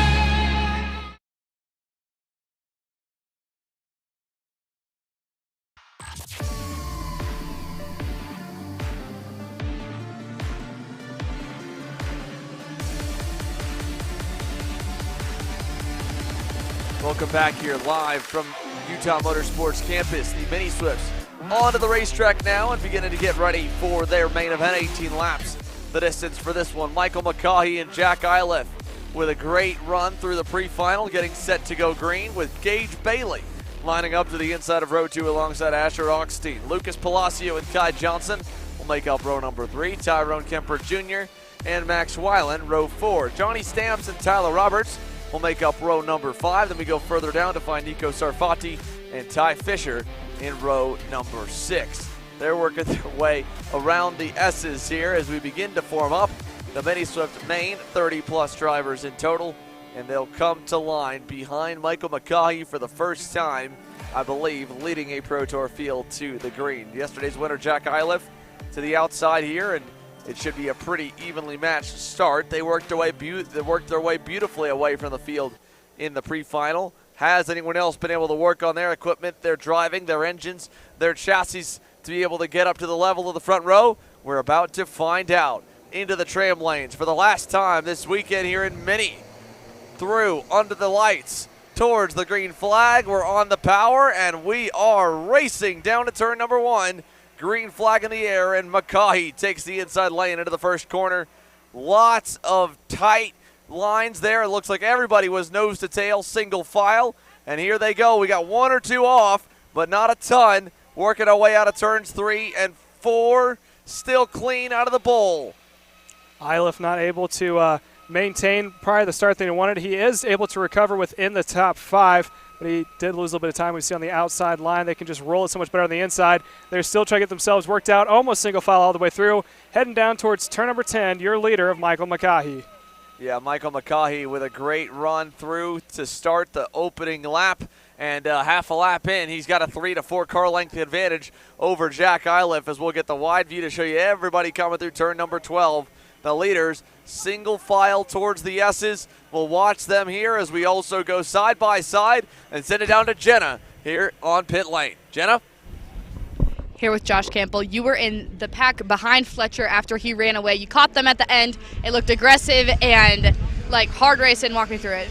Yeah, I pushed Aiden around for about 18, 19 laps, and then finally at the end we caught him, and it was a very intense battle. I wasn't going to risk anything too much. I was already in a good position, but wish I could have maybe snagged a podium, but yeah. Do you know where you finished? I crossed the line 6, but Frankie, who finished behind me, got a cone, and I didn't. So I don't know how I could have got a penalty. Aiden and I pushed each other for the whole time, and I didn't have any pushback, so we'll see. So you are running KA under RPM, and you're running shifter under Burrell. Are you tired yet? Yeah, it's not too bad until the shifter main, 20 laps in the shifter after doing everything. Like, I haven't skipped a session or a lap this whole time, so my arms are definitely feeling it, but the worst part about it is I have to change suits, and I only have one group in between me, so it's just a rush. Yeah. Who do you want to thank for helping you out this weekend? RPM, my dad for getting them, my mechanic, Precision for a great engine. Thank you so much, Josh. Thank you. All right, Thank now you, we're going to Jenna. Here we'll go back to the on-track action. 4 laps complete. Michael McCaughey continues to lead with Jack Iliff behind him, but man, has it shaken up past your top 2. Lucas Palacio has been the fastest driver on the racetrack here, 2 laps in, and he's already gone purple. A heck of a drive forward onto the bumper of Jack Iliff. We'll keep our eye on the little youngster in the Trinity Karting Group Kart Republic as well as they work their way to the bus stop and the chicane and go side by side again as Jenna's now caught up with your winner from K100 Senior, a weekend sweep for Jeremy Fletcher. Jenna? Jeremy, another weekend sweep in KA Senior. How are you feeling? I feel like Ryan Nornberg, I just go out there and just walked away. Yeah, that's awesome. How do you maintain, the dust totally picked up in this. You're sweating. How do you, keep out of that headspace? I just kept tuning in my carburetor, trying to adjust and fix my driving. If I saw there was dust, try to prevent it and just keep going from there. Yeah. Who do you want to thank for helping you out this weekend? There's not much more to say. Definitely Ryan Perry Motorsports, great team. Allison Racing Engines got me on a steamer. Dalton Dow for setting up the go-kart. Odenthal Racing Products, my grandparents, and everybody else. Yeah, great weekend on a new team. Good job, Jeremy. Thank you. Back to you guys. Thank you, Jenna. We'll go back to the on-track action with 14.5 laps to go. And McCaughey with Iliff and Palacio pulling away a little bit more so from Asher Augstein last time by. Augstein's dropped back to about 0.6 away from the top 3. And it's a big gap from Augstein to Tyler Roberts. Roberts up 5 spots already, but he needs some more battling up at the front to get there. He was 1/10 of a second better than the leader last time by. That's just a game of inches to get closer. Here's what he needs. Iliff going to the lead. McCaughey back to 3rd. Palacio up to 2nd as they go to turns 13 and 14. Palacio definitely was a huge help to Jack Iliff in that situation. Last lap, Palacio went purple yet again. He had done 2 back-to-back fastest laps. He is probably going to do that once again now that he has gotten just a little bit more cleaner air. That McCaughey is able to fall back into P number 3. This time across the line. Look for 14 laps to go. Your new leader for the first time of this main event, Jack Iliff, takes it down into turn number 1. Palacio falls in P2. McCaughey now is staying in that 3rd spot. But look for Palacio getting a little impatient there going into turn 1. I think he wants his time up in front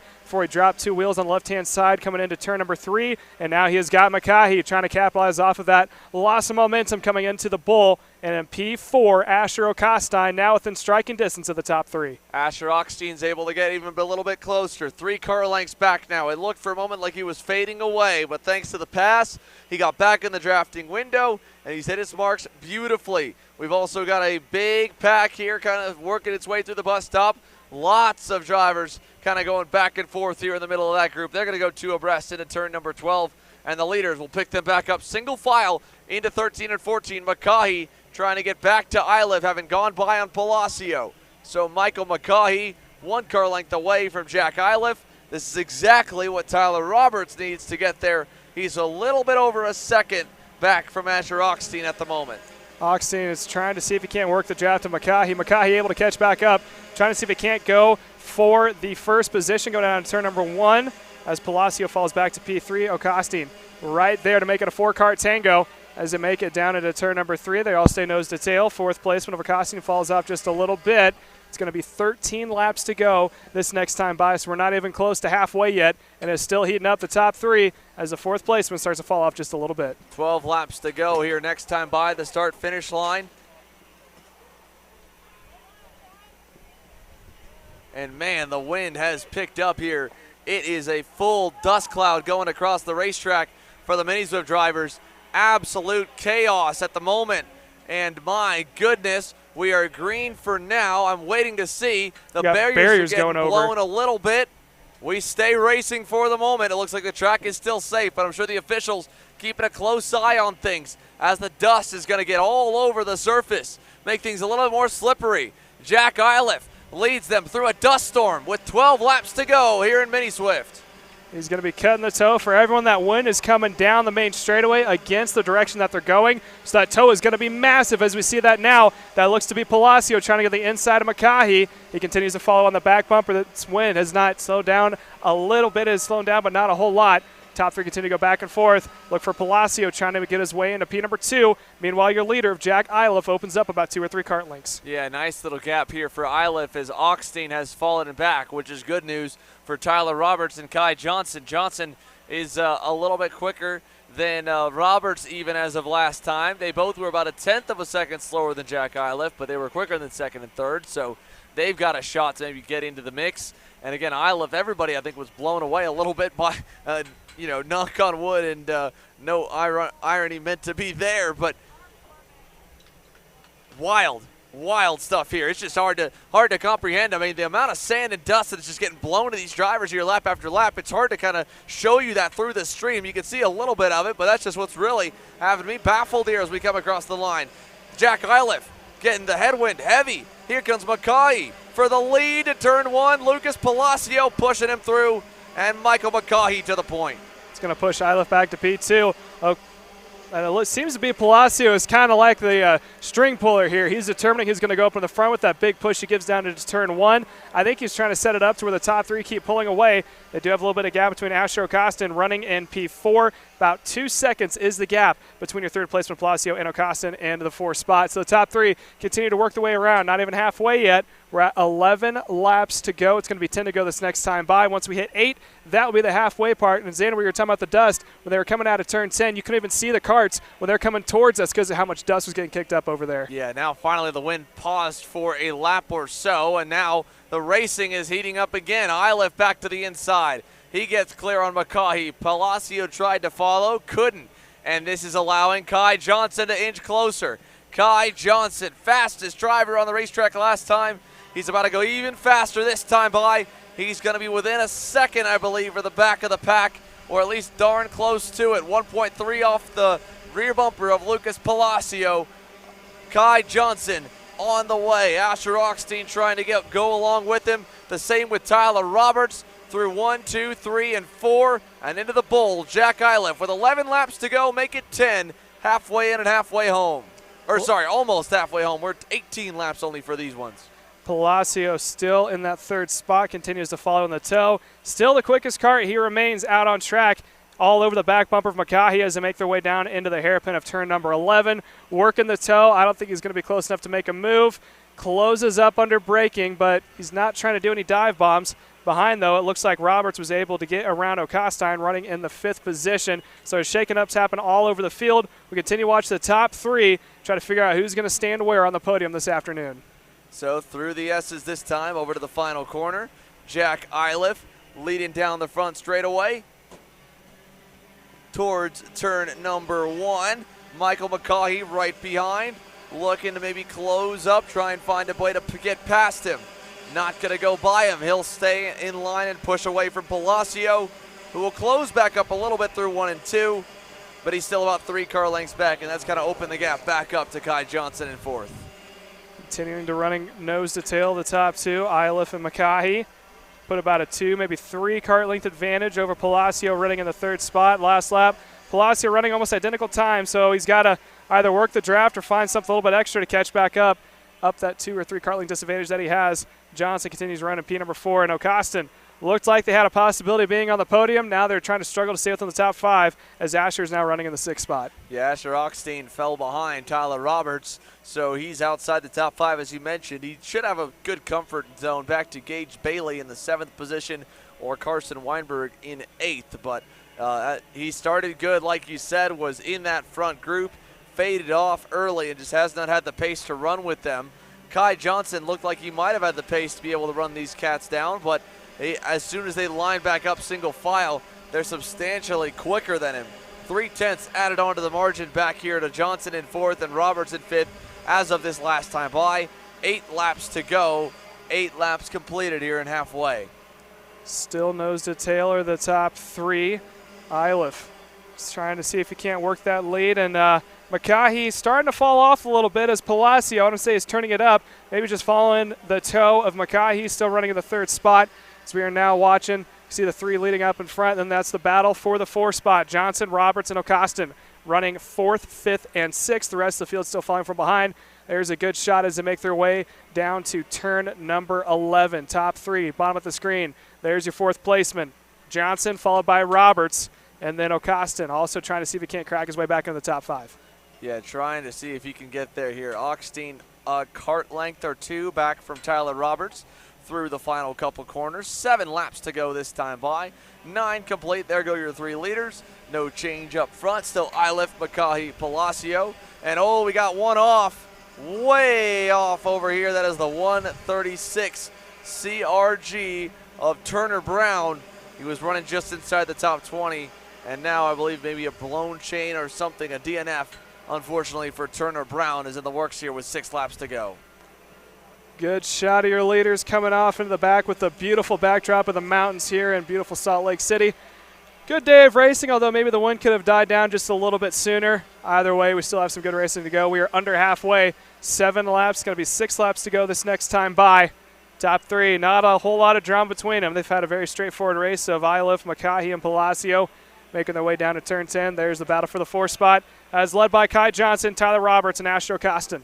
So they've all about equal spacing, and there's a little bit more shake-up there back in the pack. Yeah, look at this gaggle here. 5 drivers all going at it.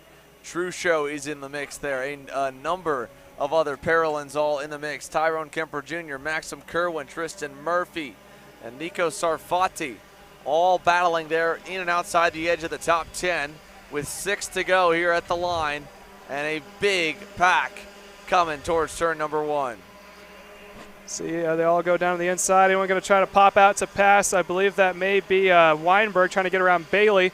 That was Sarfati getting past there in the GFC. He had opened up the door, and Kemper I believe Jr. that might have been, Kemper Jr. in the Charles Leclerc cart getting on by him. They make their way around, heading to the bull once again. Looks like they're starting to break up. There's another 3v4 pack. A little bit of separation there. Again, once you pass back and forth like this on the bigger tracks with longer straights, just a little bit. Doesn't take much to break up a big pack, and suddenly an interesting race between 10 people goes down to a slightly interesting race with about half. Definitely. At least this race here coming to a close for the top 3, so they don't have to wait too much longer. They've been trying to at least keep it amongst themselves, not pass all too much up front. That's why we've got the camera a little bit further back down the order towards the bubble spot of the top 10. The middle inside of the top 10, no changes. Jack Iliff continues to lead over Michael McCahey and Lucas Palacio. Kai Johnson and Tyler Roberts pulling away from Asher Ockstein and Gage Bailey. Bailey is gaining a little bit on that second trio to make it a quartet for fourth. But beyond that, there's been no updates really to report of what's been going on here in the closing stages of this Mini Swift main event. It's going to be 4 laps to go this next time by. There's a shot of the top 3. That is your leader of Iliff, McCahey, and Palacio. Palacio now on the back bumper, McCahey. And there's a shot for another battle, if I'm not mistaken. That should be the battle for the 7th position of Bailey. We were talking about trying to close back up. I could be wrong. I believe that is Bailey as they make their way down over into turn 10. Following Bailey is Weinberg and Kemper Jr., 3 who are normally quicker here, and they've kind of been under the radar up until now, but they're all battling inside the top 10. And here we go, more battling there. That's going to be Maxim Kerwin going down the inside with Tristan Murphy on Tyrone Kemper Jr. That was for 9th, so another change up here in this group in the mid-pack. 5 to go. I believe we're coming to 4 to go this time by. The leaders just went by us down below. Jack Iliff Michael McCaughey, Lucas Palacio. 1, 2, 3, 2/10 of a second. First to last in the group. 4 laps remaining at UMC. Who's going to take the final checkered flag in Mini Swift? We're about to find out.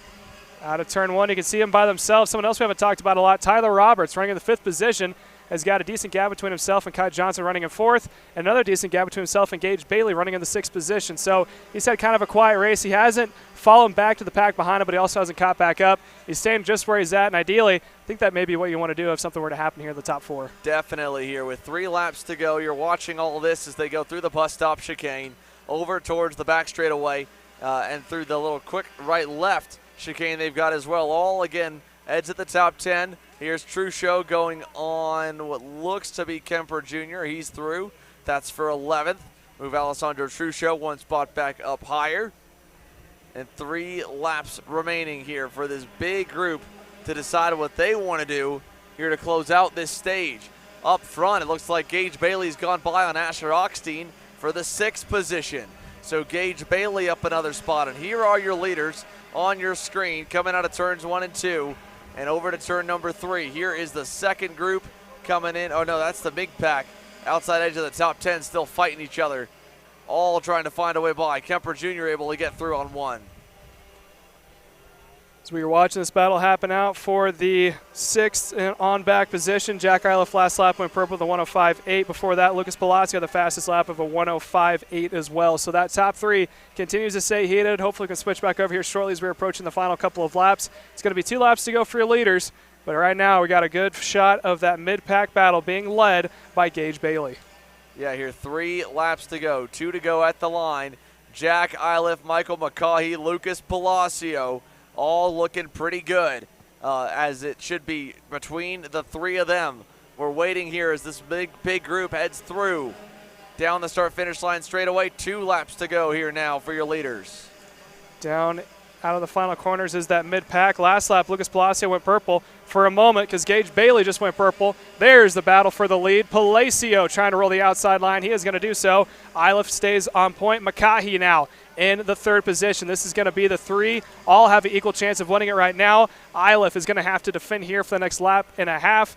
Palacio able to get up to the 2nd spot, also been quick, has been biding his time in P3, and now I think he wants his time to shine as he is following Iliff heading down in the hairpin for this another time. No issue doing that whatsoever here. He has already defended beautifully, nicely, multiple times this weekend. It's just kind of almost second nature to him as Palacio gets to the bumper out of turn number 12.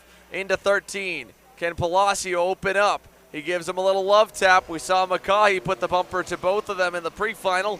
Does that come over their minds again? Through the S's, white flag coming this time by. It's going to be Iliff out in front. Look for Palacio to pop down into turn 1. He's close, but not quite close enough. Once he gets in this toe, it may be a different story. Heading down into turn 1, he's on the back bumper. Iliff goes to defend. Is he going to pop up? No. He's going to stay on the inside line. Palacio on the bumper, not too far back as McCaughey has to work their way out of turns number 2. Now heading up into turn 3. Here comes McCaughey trying to do the crossover, get more momentum. He does so. Not enough to get it done into the bowl. I thought you were going to say, here we go already, but no, they did not get by at all. They have been just single file. Jack Iliff, it looked like maybe he'd get booted out of the way again. Maybe he'd open the door, but he hasn't. He's been perfect all the way through. Half a lap remains. Palacio did not get a good exit from the bus stop. Through the chicane, towards the final hairpins. They're all on the bottom. Palacio gets hit in the rear a little bit by McCaughey, and that's going to break the momentum. McCaughey will push him again. Over to 13, Iliff by 2 car lengths, and he gets shipped out of the way. Absolutely loaded up. Palacio back to the bumper here in 3rd. He's going to try and get back to him, and he's going to get into him, and he's going to force his way by. A little tit for tat right there. Jack Iliff is going to come across the line to win and sweep in Utah, and Lucas Palacio gives it right back to Michael McCaughey for 2nd.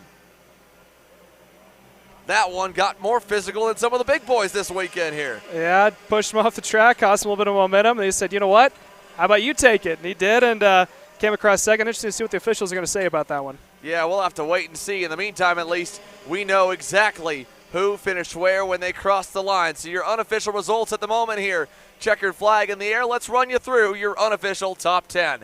Jack Iliff Again, your overall winner here and a sweep of the 2 days, Lucas Palacio, unofficially P2. They're up a couple spots from his first lap position. Michael McCaughey third, Kai Johnson fourth. There's a look at some of the other drivers that did not get to finish in this one, obviously more so outside the top runners because we really didn't lose too many of our top 10, top 15 contenders here in this main event. Beyond your top 3, going back to McCaughey, Kai Johnson was able to hang on for 4th, Tyler Roberts 5th, Bailey Augustine 6th and 7th, Carson Weinberg 8th, Johnny Stamps and Nico Sarfati round off the top 10 in a topsy-turvy final few laps of battling. Stamps 8 spots gained and a massive improvement here in the final. We'll go to the commercial break. When we come back, Pro Shifter presented by PSO Karting is set to go green.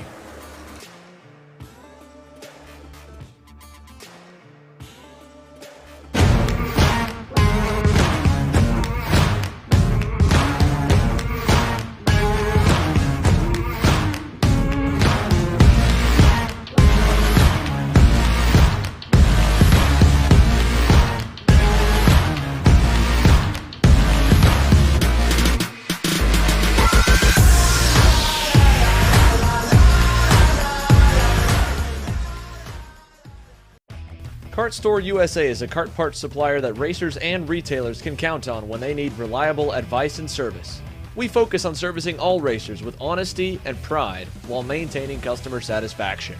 We carry a full stock of Kart Republic and Tony Kart chassis, as well as IAMI and Vortex Rock engines. We've also got a host of other parts available and in stock, such as products from Rev Performance Materials, Jecco Racing Seats, and more. We have a 100% satisfaction guarantee, and on top of that, if your order exceeds $200, shipping is on us. Check out all we have to offer today by visiting us online at kartstore-usa.com. Odenthal Racing Products, your #1 producer in engine mounts since 1992, along with our leading-edge designs and product development, such as the Odenthal Racing Products EasyGP camera mount, which comes in 4 different styles and can be used on any karting platform. See our products online. Go to odenthalracing.com.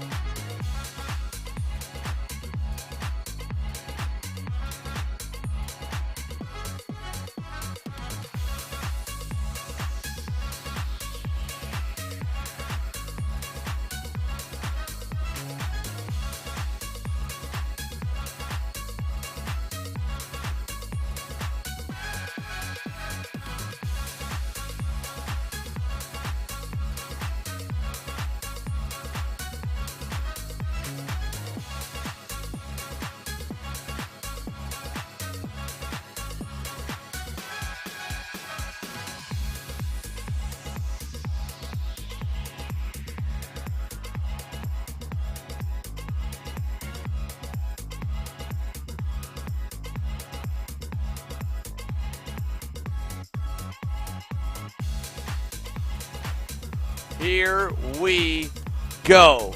Pro Shifter presented by PSO Karting heading onto the racetrack, and for what will be a barn burner finish to the day, it is going to be absolutely wild off the jump of the green. You know every storyline if you've been tuning in so far this weekend, and the live chat has been blowing up all of our social feeds for this class, for what's been going down, because the rivalries are there, the pace is there, the racing has been unpredictable in every imaginable way, from new winners and, of course, from different drivers coming and going up and down the leaderboard. Marian Kremers has been the only consistent thing this season in qualifying. He's qualified on the pole in all 4 rounds so far.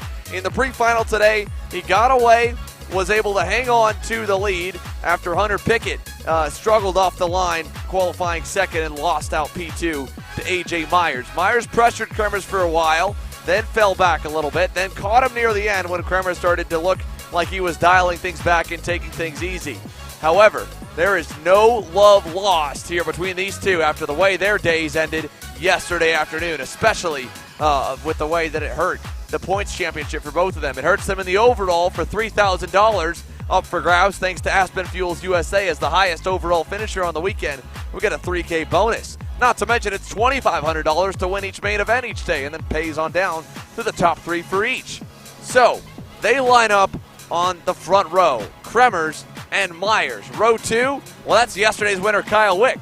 He was the fastest guy on track in the second half of the heat of the pre-final.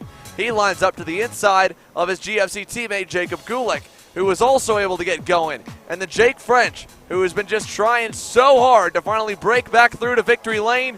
He got nearly into the wall in turns 1 and 2, fighting to hang on for third. He starts P5 to the inside of David Greco. Then it's going to be Billy Musgrave on the inside of row number 4 alongside Hannah Greenemeyer. Musgrave, the king of the starts yesterday, got a monstrous jump from 4th to get the whole shot to the lead. However, it's a lot harder for him to do that back from row 4. They're all lined on the power, looking and ready to get set. Here we go to the flagman. Green flag, and look at AJ Myers. Dead even with Marian Kremers down to turn number 1. Kremers gets away into the lead. Myers slots to second. Wick to third. How do they slot into turn number 2? Everyone single file on the opening lap. It's 20 laps the distance. Can Marian Kremers keep them all at bay and make it look easy like he did in the pre-final? We're about to find out as they go to the bus stop for the first time. I think we all had flashbacks. We saw Myers and Kremers go side by side in turn 1, made it through. Looks like a couple carts may have gotten kicked up the dust in the back, but now Myers, he wasn't able to catch up entirely during the pre-final. Can he do it in the final? But right behind him, Kyle Wick, who wants to go for that bonus of the sweep, is running in P3 as he has got no help from his teammates as it is 3 different chassis manufacturers out in front. It's a Burrell Art, it's a Magic, and then is a Gary Carlton Track Magic running in P3 as they make their way to the final parts of the corner. Here they come down the front straightaway. Marian Kremers only 1 car length up on AJ Myers. Myers could be close enough for a dive into 1. Does he go for it? Let's see. There it is. AJ Myers to the lead in turn number 1. And the Magic Kart crew going wild on the fence line as Marian Kremers drops back to P2. Myers, the reigning Pro Tour national champ, leads his first laps of a main event here on, first laps of the main event on Sunday. Getting up front, he's been struggling if you look back at NOLA. Wasn't happy with where he needed to be. Was quick yesterday with a good start, and now the pace has finally come together. Here comes Kyle Wick. He wants second, and he'll take that away in turn number 12. Kremers back to third early on. That boggle into turn 11 is just what Myers needs. He got a little bit of a break. Kremers struggling now to stay into the top 3 as he is quickly going to be under attack here from David Greco running in the 4th spot. Meanwhile, Kyle Wick, one of the faster carts during the pre-final, is up into P2. Let's see if Kremers, who's now in the tow, has anything for him going down into turn number 1. Marian Kremers going to push him down the front straightaway. He'll give him the opportunity to try and catch AJ Myers, but he won't wait too long. Myers obviously trying to set sail. Kremers trying to at least give Wick the opportunity to see, hey, if you think you're faster and you can go get him, go up and get him, because I obviously got passed by him and wasn't quick enough early on. He's also got the opportunity to kind of save his equipment, go easy on the tires if Kyle Wick is going to be pulling the chains to get them forward. One driver to keep your eye on, the bright white Arai helmet of Billy Musgrave has cracked the top 5. He just got by Jake French last lap. Here he comes on David Greco, trying to get there into turn number 12. Now, I was mistaken yesterday. Billy Musgrave had an engine failure about midway through the main event, was kind of keeping his nose clean under the radar in the main after getting a heck of a start in the pre-final. He's got a new motor, or at least fixed up engine, and is digging on the rear bumper of the former Canadian national champion David Greco here in the top 5. Myers continues to pull away. Last lap, he was about the same where he was now, so about a little over half a second over Kyle Wick running in P2. Wick has got his mirrors full because on his back bumper, Marian Kremers may be a little antsy. Hey, you weren't able to catch back up as I thought that you could. My tires are starting to come in. It's my time for the moment. And he's got a little bit of help from behind, his teammate of David Greco. But last lap, Billy Musgrave went purple with the 57.115. He may not have been in the front of the scene the past couple of seasons, but he is trying to make his way and get that big check this afternoon. It's been a long road of research and development for the factory kart, Mr. Factory Kart Billy Musgrave, since deciding to go and weld and build fully his own American-made chassis. However, Jake French giving it back to him there in turns 13 and 14. Just as we start to give a little bit of love and hype there to Musgrave, he falls back outside the top 5. French back into it.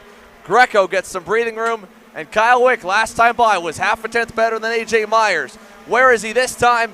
Give the advantage back to A.J. Kyle Wick going to have to worry about Kremers here in a moment. Jake French had a chance for the win yesterday before he got ran down the final couple laps by Kyle Wick. He is hungry to catch back up to the front. One of his big steps is getting around one of the hardest guys to pass of Billy Musgrave. Works his way up into P5. Now he's got his teammate of David Greco and another fellow teammate of Marian Kremers running in just ahead in P3. Through the bus stop over to the chicane. Marian Kremers and Kyle Wick have dropped David Greco here in the opening few laps. And they're still, again, decently well within reach to A.J. Myers. So this one's not all wrapped up yet for the Magic Car driver. We are still very early in this 20-lap main. Now, I will say for your Jake French fans out there, he's got to get going here soon because those top 3, they've got it nice and easy. French has guys all over him. Musgrave, Greenemeyer, DeLong, Gulick, Connor Wick. They're all lined up right behind the former Pro Tour national champ as they go down the front straightaway. No one's able to make any moves into turn 1 in that lead pack. There's a good shot. Billy Musgrave, he's not done with French yet. He is still on his back bumper. French, I thought maybe he may be able to pull away just a little bit, but Musgrave figured something out overnight as he is now keeping up with French making the way out of the bull of turn number 5.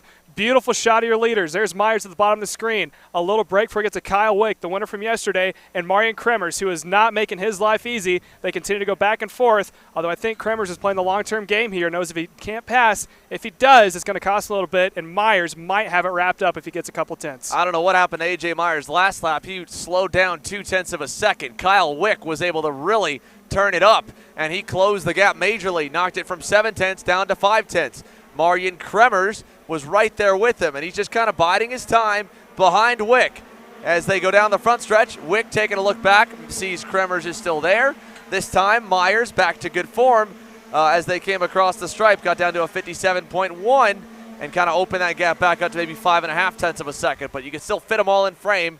Kremers just closing up to Wick, letting him, bide his time, seeing if he's going to get there and close the gap up to him, because he did again last lap, was a 0.5 tenth quicker than Myers. David Greco slowing, and Jake French is the only other one besides the top 3 in the 57.1 bracket, so he's got an opportunity to potentially close up as well if he can get by Greco here soon enough. David Greco, you can see just at the edge of the frame there, and the PSL Karting Burrell Arts got his teammate bearing down. French not yet pulling the trigger to go by him, but he's closing as the leaders closing together as well. A.J. Myers not getting away. Coming to see 13 to go, 7 laps complete here this time by. Kyle Wick is slowly but surely making his way up to Myers, not too far behind him. Kremers also following in the tow. Price saving his tires and equipment, trying to play the long-term game. Last time by, almost dead even. Kyle Wick was just slightly faster, about 1/10 was how much quicker, 1/100th is how much quicker he was than A.J. Myers out in front. So they're all 3 extremely competitive. As we continue to watch, there's another battle farther back in the field.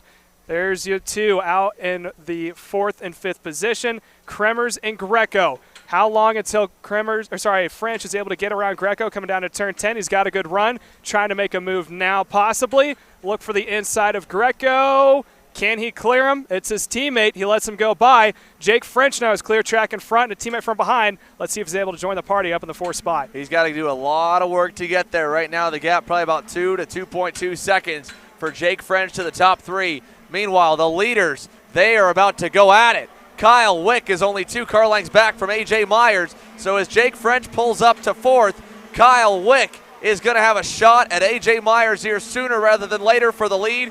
We're approaching the halfway mark. 8 down, 12 to go. And here they go through turn number 3. He's pulled away a little bit from Marian Kremers, who's been very patient with Wick and let him drive all the way up to the reigning national champ. A.J. Myers wants to score that first win of the season. Kyle Wick looking to sweep here in Salt Lake City through the bus stop this time. Down into turn 10. Wick is known for sending it deep and late. Let's see if he's going to try to do that here in turn 11. He does not. Stays to the back bumper. Bunches him back up yet again. Kremers right there. I think he's backing off just a little bit. Not a whole lot, just to save the tires. Don't spin him on exit, so you have something towards the end of it. You know what? You two guys out in front, eat up all your equipment, use your tires. I'm going to sit back here and bide my time in the tow. Once he gets down the final lap, so it'll blow your guys' doors off. Coming down to 11 laps. Myers still out in front. Can Wick send it here in turn 1, or is he going to wait? Here they go down to the first corner. 11 to go as they come through turn number 1. Out of the corner over to turns 2 and 3. And over to turn number 4 and 5. Through the bowl here. A.J. Myers has led every lap since the drop of the gun, but he's got 2 right on his tail. Kyle Wick, Marian Kremers right there keeping him honest. Jake French, where's the update for him? Well, last time by, again, even to A.J. Myers. He was not quicker, though. He's 2 seconds back in the 4th position.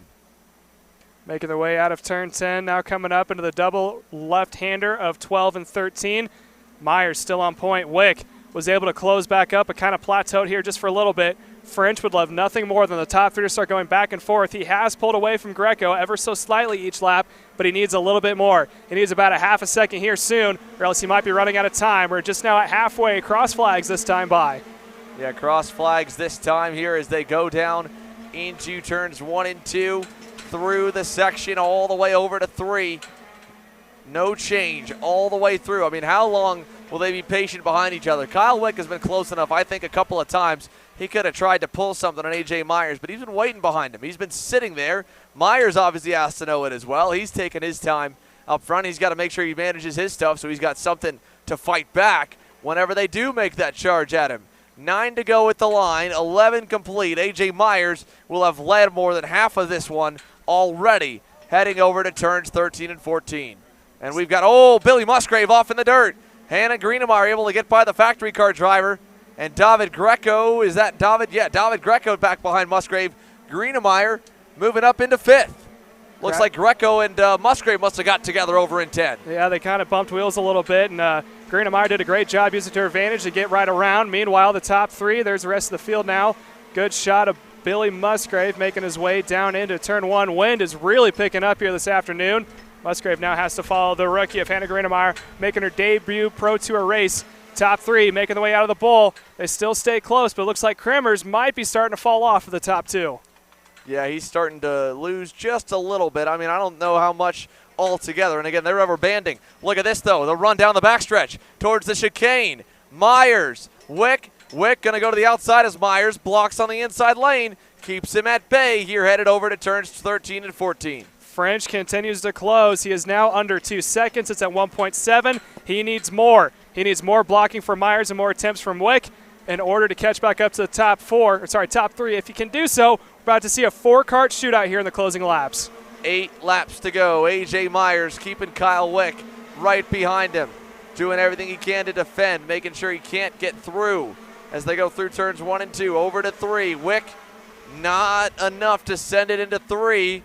Over to 4 and 5. Just the rhythm section here, and then to the back straightaway, where we've seen some good moves, seen some good passes, obviously down the front stretch, but he hasn't really been close enough coming onto the straightaway to get anything on A.J. into turn number 1. Making their way out of the bus stop chicane. Looks like Kremers able to close the gap back up. Like you're talking about, the rubber band effect is coming into play. Down into turn 11. Anyone going to pass on the inside? Everyone is going to bide their time. Still nose to tail. Myers, Wick, and Kremers making the way to 12 and 13 one more time. Here they come through that section. A.J. Myers, Kyle Wick, Marian Kremers. A little different camera view gives you a good shot of them coming through the S's. And then here they come out of the final corner and down the front straightaway. A.J. Myers by 1 car length over Kyle Wick. 2 car lengths back to Marian Kremers.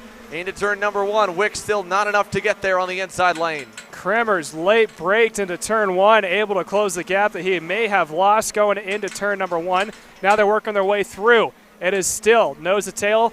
of Myers, Wick, and Kremers. The gap between French opened up by 1/10. He is running very consistent times, but he's fallen off ever so slightly from Kremers and Myers and Wick running out in front. And not to mention the Dust Bowls are back. I mean, you can see the Vinco flags going in the background. Kyle Wick is closer than he's been in a minute. A.J. Myers doing a great job staying on defense mode through turn number 12. Over to 13 and 14. Pulls back away. Wick can't do anything. He's just sitting there in the wake. Nothing he can do to try and get it as the wind just continues to pile on here for this field here in Utah. Coming down the line, it's going to be 6 laps to go. French is in view of the top 3 making the way across the line. We are almost to 5 laps next time by. Equal spacing going into turn 1. Myers out in front. Wick running in P number 2. Kremer still maintaining that 3rd spot. And just into view now is Jake French, who has brought that time back down yet again to 1.7 seconds. So he's got the speed. I just don't think he has the time, and he really needs as a top 3 to battle. He was the fastest on the racetrack last time by at a 57.8. You can see the dust. That's not drivers going off the racetrack. That's people getting blown. Oh, no, that is one off. Hunter Pickett has slammed the outside retaining wall, or almost gone out to it. He's stuck somewhere out of the outside edge of turn number 3. Looked like he might have got into the wall, but didn't go that far. But a disappointing end to Sunday for Hunter Pickett, and Mr. Muscle Milk is going to be out here as PSL Karting's newest driver will settle for a retirement in the final main event of the weekend. 5 laps to go. Myers, Wick, and then right behind him, Kremers with a 2.5 seconds to Jake French. Down into turn 1. French closes, but not enough. It was less than a 1/10. Top 3 still nose to tail. We've seen this all race long. We're now at 5 laps to go. How long till Wick makes his move, and how long till Kremers decides to possibly send it in? I think Kremers may be trying to do a 2-for-1. Wait until Wick makes his move on Myers, and then he can send it in, because if he tries to pass Wick, that's going to allow Myers to pull away ever so slightly. Here we go. 4 to go at the line. Through the chicane, Wick's not close enough to do anything into turn number 12. Maybe he can get if he can get a better launch out of 12, he could try and fight him into 13, but he just can't. I mean, A.J. Myers is getting great drive off, doing what he needs to do. Wick trying to stay close to the S's. This time maybe a little better. Can he get a good exit onto the front straightaway? He's right there. Out of the last corner, Kyle Wick. Little bobble, but still decent, going down the front stretch here. He had to look over his shoulder to see that right behind him is Marian Kremers. The wind insanely continues to pick back up, making the way out of turn number 1. Still nose to tail the top 3. Difference between French is at 1.8. Kremers nearly gets it done on Wick there. He's given up enough. He's trying to make that move. He saved his stuff. Marian Kremers trying the inside on Kyle Wick and couldn't get the job done fully in turn number 3. Look for turn 8. Now that Wick knows that Kremers has the speed to get around, he is going to be desperate to get around Myers so that he can put Myers in between the two of them. Coming down into turn 11. I don't think he's going to be close enough to make a move. Still 1, 2, 3, Myers, Wick, and Kremers. Yeah, Wick thought he would have had a little more time or a little bit of a bigger gap, but he does not. He pulled away nicely on the backstretch. Kremers sends it in deep. Wick needs to get a good exit here onto the front straightaway if he wants a shot at the win here. He's all over A.J. coming out of that final turn. Here they go down the front stretch now. A.J. Myers, half a cart length up front. He knows Wick is there. He's going to stay a little bit low. Wick to the high side into turns 1 and 2. Not going to get through there. Over to 3. Can Wick stuff him here? Myers blocks at 3 as well. 3 to go. Making their way into the bull now. Nose to tail as the top 3 is probably the closest they've been in a while. Kremers probably thought about it going into 3. They said, you know what, if I do that ruins both mine and Wick's chances to get into the front, mostly his, if you're thinking of a driver's standpoint. Making their way out of the bus stop chicane now towards turn 10. Kyle Wick might be close enough to late break it down into turn 11. Yeah, not enough here through 11. Over to 12, the hairpin. Out of 12 into turns 13 and 14. Kremers is close. Just can't get by. A.J. Myers has driven a flawless race so far. No mistakes. Kyle Wick has been trying everything he has, using every tool in the box that he can think of to try and get through and get to the lead in the win. 2 car lengths back here at the double stick signal. 2 to go. A.J. Myers hanging on here by a thread through 1 and 2. How much more does Wick have in the tank? It took a lot to get up there, and now he's going to be holding off Kremers. At the same time, he's keeping the pressure on Myers. Myers has it going into the bull. Roughly about a half a car length between all of them. He can barely fit as they make their way into the bus stop yet again. coming up into turn 10. I don't think Wick's close enough to make a move. He needs to get a good run coming out of the bus stop and through the chicane. Here they go through the chicane. This was a good exit here for Kyle Wick. He's been really good through the chicane right here. Watch him fly over the curbing. Gets to the bumper of Myers, who blocks it low. Wick tries to open up for the run. Doesn't get a great one. Still a kart length back. 3 drivers all together. Can Kyle Wick pull off something on this final lap? Can he pull something out of the hat? He's right there in the S's. Into the final corners. White flag. This time by Kyle Wick. Across the line is a kart length away from sweeping. Here, can he get to Myers before turn 1? Does he go down the inside? He's deep on the brakes. Not enough to get there in 1 and 2. Turn 3, Myers leaves the door shut. Can't get by. Kremers is seeing all this happen. He is running out of time. If you're in that third spot, you can wait for Wick to pass, but it's probably going to happen going into 10, but Wick needs a good run. Making the way through the bus stop, into the toe, is Wick on Myers. Myers, look for him to defend going into the hairpin. Making the way out of the exit of the bus stop. Wick has got a little bit of a run down by half a kart length. I don't know if it's enough making the way into the hairpin. Again, Kyle Wick obviously has to remember he's got $3,000 potentially waiting for him for that Aspen Fuels USA bonus on the overall top scorer on the weekend. Even with the bad pre-final yesterday, still got a 9th place result. I think he'd be the front runner, so that'd be a big payday for Kyle Wick. Unfortunately, it's not a complete sweep. A.J. Myers survives. He will win in Pro Shifter. And the reigning national champion is back in victory lane. And hey, a sign of respect from himself and Marian Kremers. Kudos to both of them there for showing that. Jake French, a nice little thumbs up as well. And that is what the Pro Shifter class is all about. These guys giving each other a lot of respect and love there for that one. Hannah Greenemeyer was able to get by Billy Musgrave late in the going. She ends up 5th, fended him off. Musgrave 6th, Gulick 7th.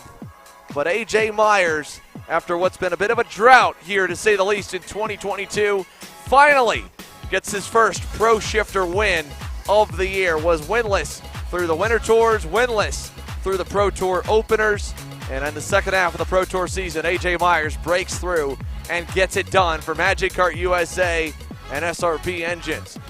Kyle Wick and Marian Kremers will join him on the podium. Jake French 4th, Hannah Greenemeyer 5th, Billy Musgrave 6th, Jacob Gulick, David Greco, Parker DeLong, and Connor Wick round off your top 10. Hunter Pickett, unfortunately, only drilled DNF in that one, and he suffers a 25th place result, which will really hurt him in the championship standings.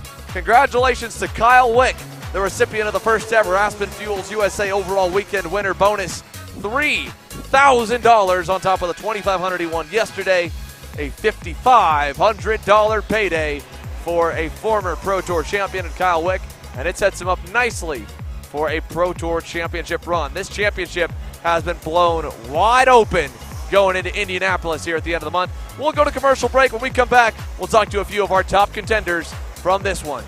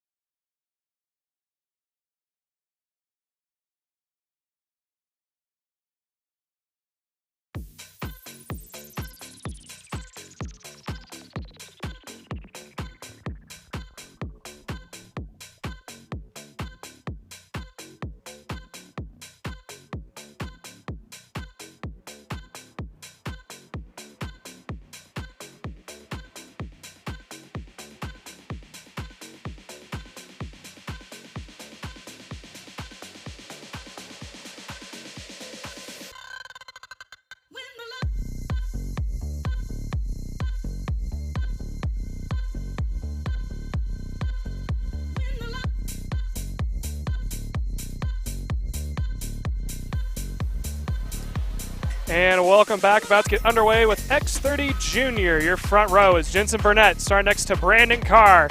Max Taylor starts at P number 3 next to Jesus Vanquist Jr. P number 5 is going to be Aiden Ingrado. Had a good run coming off of KA100 Junior. After that, we go to Charlie Smith running in P7 next to Cameron Brickman, rounding out the 8th position. Cooper Shipman is going to start in the 9th position next to Frederick Limix in P10. Your 11th spot is going to go to Gavin White, Stephen Miller 12th, Max Garcia in 13th, Hudson Schwartz is going to be in P14, and G3 Agairos is going to round out the top 15. 22 cars are about to take the green here for the X30 Junior race. The wind is picked up, the dust is all over the track, so maybe a little hectic here in the first couple of laps as we're about to send it down to take the green flag. Eyes on the starter. And it is green down into turn number 1. It looks like it's going to be a quick lead from Jensen Burnett.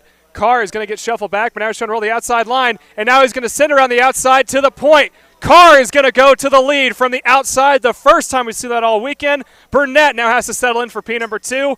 While we're going to go and watch this one, we're also going to send it down to Jenna Tommy, who has caught up to the winner for your shifters of A.J. Myers. Jenna? Thanks, Caleb. It feels like redemption, doesn't it? It really does. I mean, everyone knows it was a rough day yesterday. Things happened. Me and Marion were good today. We drove clean, and it was a really tough race out there. Yeah.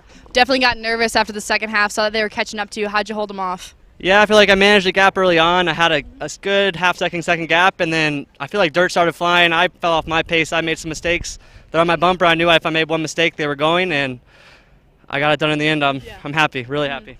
So we saw the dust tornadoes coming through. Did you get that in your suit? Like, can you feel those? Does it affect your vision at all? I definitely noticed on track when I saw the banner flying and dirt in the air. I knew to be careful because every time you went in the corner, it started to slide. It was tough to expect what was going to come next. Yeah. Eventful race. Great job holding them off. Who do you want to thank for this weekend? Oh, man, there's so many people. Magic Kart USA, Fast Drive Engines, SRP Engines, my dad on the carburetor, my mechanic Thomas, Andrew for telling me I drive like shit. And, yeah, they all helped me to get here. Thanks so much, AJ. Good job. You're welcome. Back to you guys. Thank you, Jenna. Thank you to AJ, and a big congrats to him on his win in your Pro Shifter event. Xander Jordan back in the booth. Got a little bit of a hectic start with Brandon Carr rolling from the outside line to take the point to get around Burnett. And it's not stopped here. They're battling for third. Jesus Vasquez Jr. going by on the inside of Carr there for third. Jensen Burnett leading over Max Taylor. Vasquez Jr. now to P3, Carr to fourth. Aiden Ingrata P5 as they all work their way through the final corner and down on the front straightaway. 18 laps to go here, 2 laps complete so far.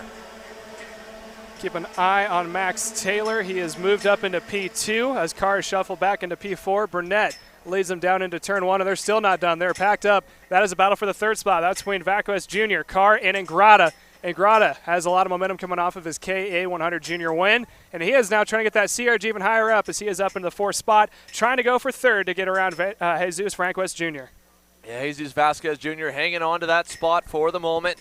Has a nice little gap in front that he could close up if he can get going, but he doesn't have a big gap behind him. Ingrata's only a kart length away. A couple bad hairpins or a couple good hairpins for Ingrata, and he'll be right on him and ready to pounce. A good run out of 12. Still not close enough for 13 and 14. He might try to attempt something in turn number 1, though, as they work their way through. Jensen Burnett, still your leader. Burnett leading the way over Taylor as they make their way to the back parts of the track. There's a good shot of the top 4. Coming in through the final couple, that's the middle 4 coming to the back parts of the track. A good mid-pack field there. Coming down the line, we got one off the track. Looks to be a Tony Kart as they are slowing, continue to slow, and they're going to come to a stop. That is the 714. That's a 714, a Cooper Shipman off the racetrack over here down the front straightaway. Nonetheless, back up front here, we'll stay on the leaders and go back to them. Let's also send it on down to Jenna. She's caught up with Marion Kremer as your third place finisher here in Pro Shifter. Jenna? Thanks, Xander. The wind has picked up in the last 5 minutes, so we'll try to get this done with our vision intact. You were so close. How are you feeling? Exhausted. It was a rough race. I think first of all I have to swallow my words from yesterday saying the only way they can beat me is by taking me out, because AJ beat me fair and square. So props to him. He did an amazing race. Was very fast in the beginning, maybe not so fast at the end, but he had enough to hold on to the win. I thought Carr was going to go in for a move, so I was patient, just waiting there in third. Unfortunately, Carr never went for the move, so yeah, we just ended up where we were the whole race basically, which is disappointing for me, but still it's good points. The win in the pre-final is good points, so yeah, championship-wise we're looking good. So that's the main thing for now. Definitely the biggest thing. Was there any point like during that race where you like backed off and you gave up, or did you push all the way through the end? No, I pushed all the way through the end. I expected Carl to make the move, like I said, especially towards the last 2 laps. So I was like, for sure he's going to try somewhere. He never stuck a nose in though, unfortunately for me, so I couldn't pick up any scraps. I don't think I had the pace to win anyway. I was fast enough to hold on to those guys, but they just had a little bit extra. So I was just hoping for some scraps to pick up at the end. Yeah, this track is very hard on tires, so that was the main issue. I think we were very good on new tires, like always. Normally, in a final, we don't have this much tire deck, so normally we're a bit faster than this. So yeah, it's just a rough track for us, I think. But I think we did all right coming away with third. Who do you want to thank for the successful weekend? The whole PSL crew, they worked very hard. My mechanic from Italy, Alberto, he's here working with Pedro. He's been keeping an eye on me, helping me out with setup and giving me tips. And yeah, so all of them, all my teammates in PSL as well, we've been working very hard, sharing data, trying to get the most out of it. But like I said, this track is just very rough for us. We showed how fast we are on new tires, though, blocking out the front row both days. So yeah, some positives to take away for sure, and I'm sure we'll do better in the last round. So what's after this? Are you going back to Europe for championships, or are you staying here?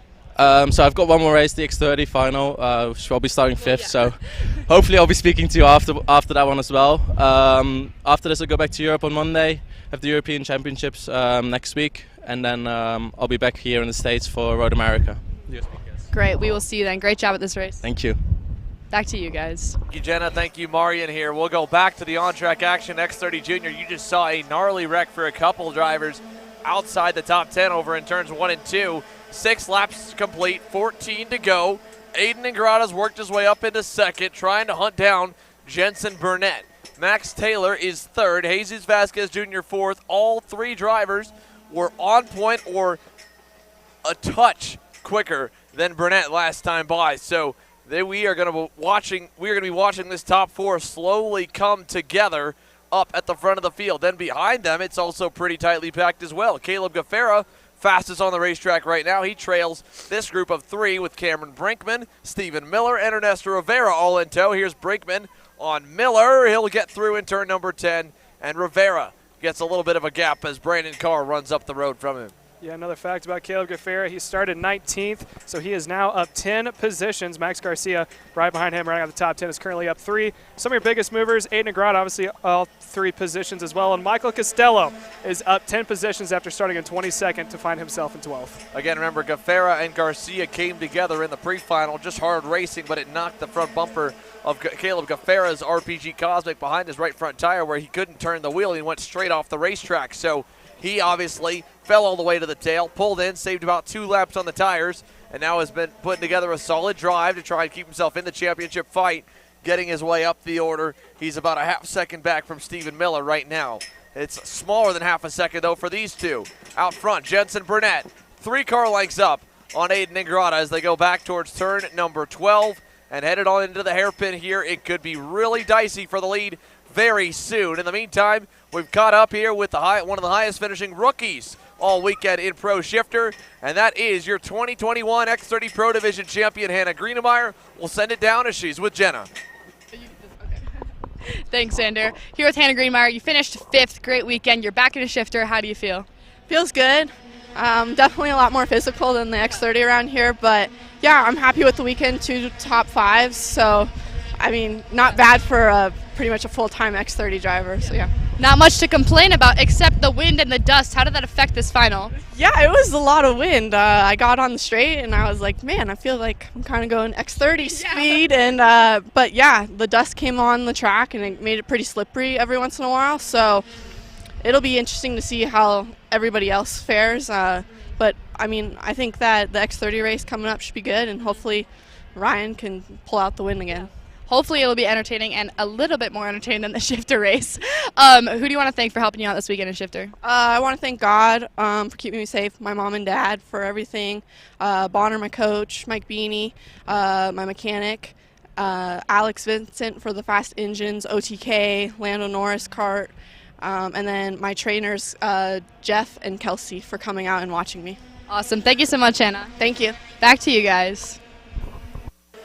Thank you, Jenna, and congratulations to Hannah Greenemeyer. Debut race in a shifter, comes out in the top 5. Someone who said, you know what, I've done an X30, I want to try it in shifter now, and did not disappoint, put on a great performance. Someone else is putting on a good performance is Aiden Ingrata, who is currently continuing to cut his way down on the deficit between himself and Jensen Burnett. He went purple last lap, but about a tenth faster as he continues to trail Burnett as they make their way out of the bus stop chicane, coming up to the quick chicane of turn number 11.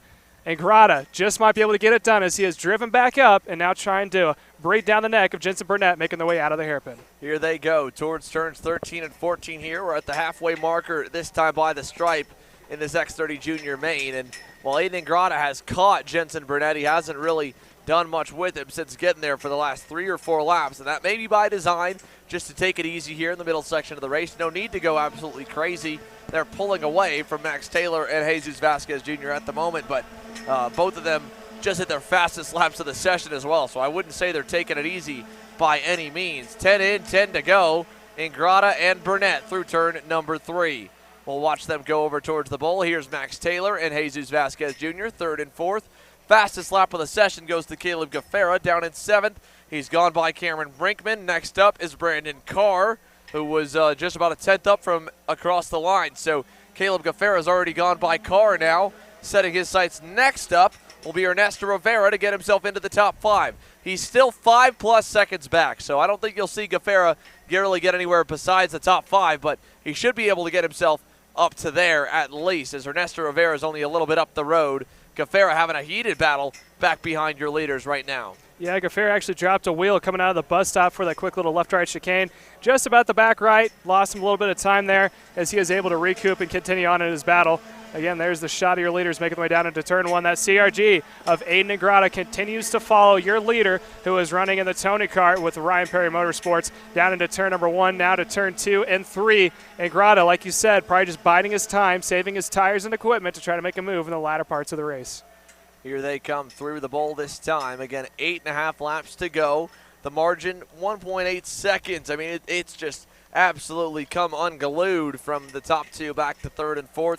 At this rate here, if Caleb Gaffera can keep that pace up, he might be able to get to the box because he's about, maybe a little bit more than that with that bobble from last time. Oh, look at that. Changing the lead. Aiden Ingrata through on Jensen Burnett. Finally, new leader. And it's the Speed Concepts Racing CRG to the front through turns 13 and 14. They need to watch out that they don't do that too much because Max Taylor and Jose Franquez Jr. are only about 1.5 seconds, 1.7 seconds down on Ingrata and Burnett, who are your leaders coming across the line. So if we continue to see a lot of that gap could easily dwindle down. You see a 4-car battle for the lead. However, we're under halfway. These are 2 very mature drivers. I doubt they're going to go tooth and nail this soon.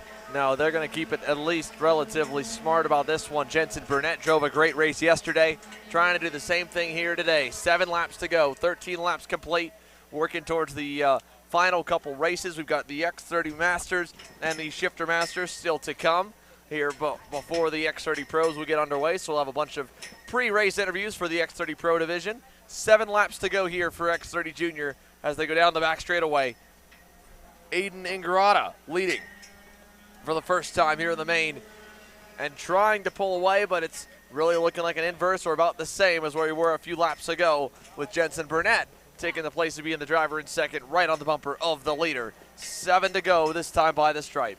If you're Ingrata, it's kind of hard to pull away when you on these lower, I want to say lower horsepower, but these X30s do have a restrictor in them for these younger kids.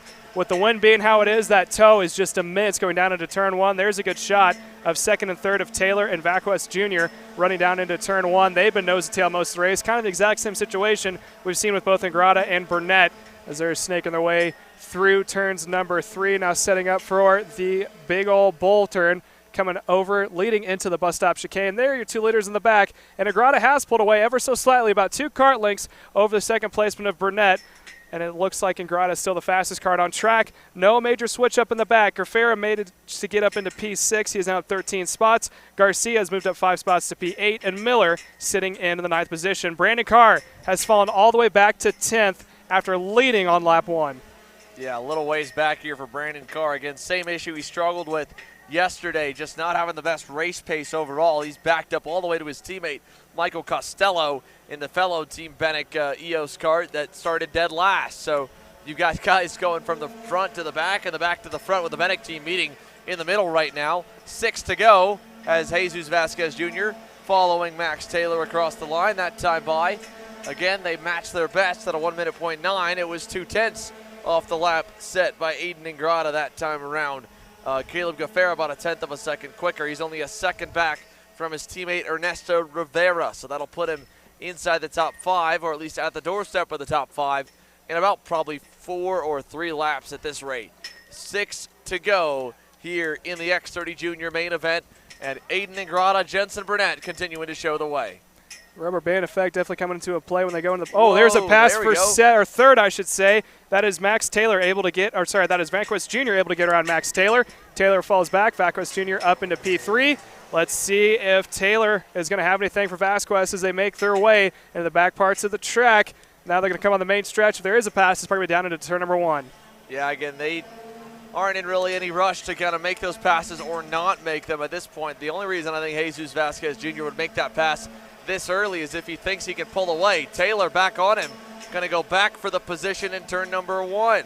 So they've definitely given up hope of trying to catch the leaders now. I think they both think the best thing they can do is try to just get by the other one and make sure that the other driver ends up falling back from them. So Taylor putting Vasquez back behind him again. 5 laps to go, fighting for that final podium spot as it's Nash Motorsports versus Rollison Performance Group here for 3rd and 4th. Jensen Burnett on the RPM Tony kart and the Speed Concepts Racing CRG for Aiden Ingrata.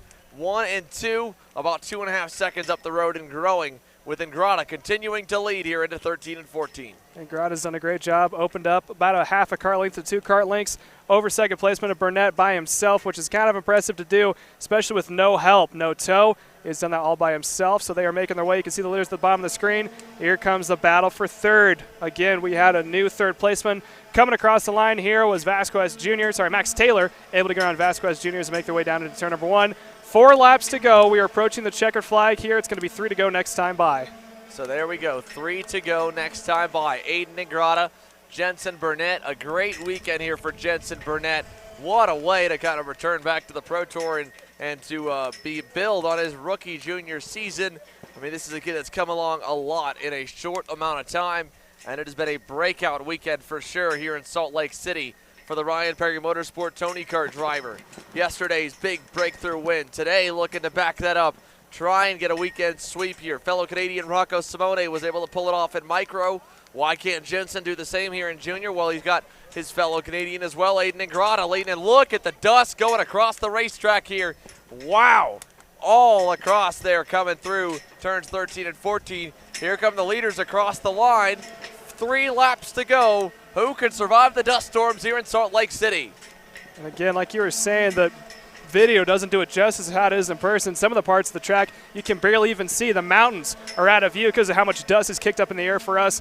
So we continue to watch 2 going back and forth. Aiden Ingrata, Burnett running 1 and 2. It's going to be 2 to go next time by. Ingrata continues to open up ever so slightly, sitting about a 3 kart length advantage, roughly about 0.151 of a second for your leader of Ingrata. Making the way out of the bus stop yet again. Ingrata on point, no need to defend going down into turn 11. He is on point going through the hairpin. Out of turn number 12 here. They'll come over to 13 and 14. Ingrata by a car length and a half.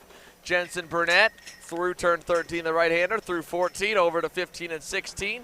1 car length between the pair. Into the final couple turns. Jensen Burnett needs to dig deep, needs to find a little bit more, needs to close that gap to Ingrata. Can he get the toe down the front stretch to get him closer? He can. 2 to go. Ingrata just goes center track into 1, and here we go. We got a battle in our hands. The same back there for Max Taylor and Jesus Vasquez Jr. as well. You can see Ingrata covering the inside into turn number 3. Burnett all over him as they go to 5. Through the bowl of turn 5, coming into turn number 6. They're entering into the bus stop. Ingrata has to defend through 6, now into 7. Let's see if Ingrata's going to have to defend to the hairpin through turns number 8 and now 9, heading up to 10 and 11. Over the hairpin at turn 12. Ingrata in the middle of the track, not all the way down to the inside.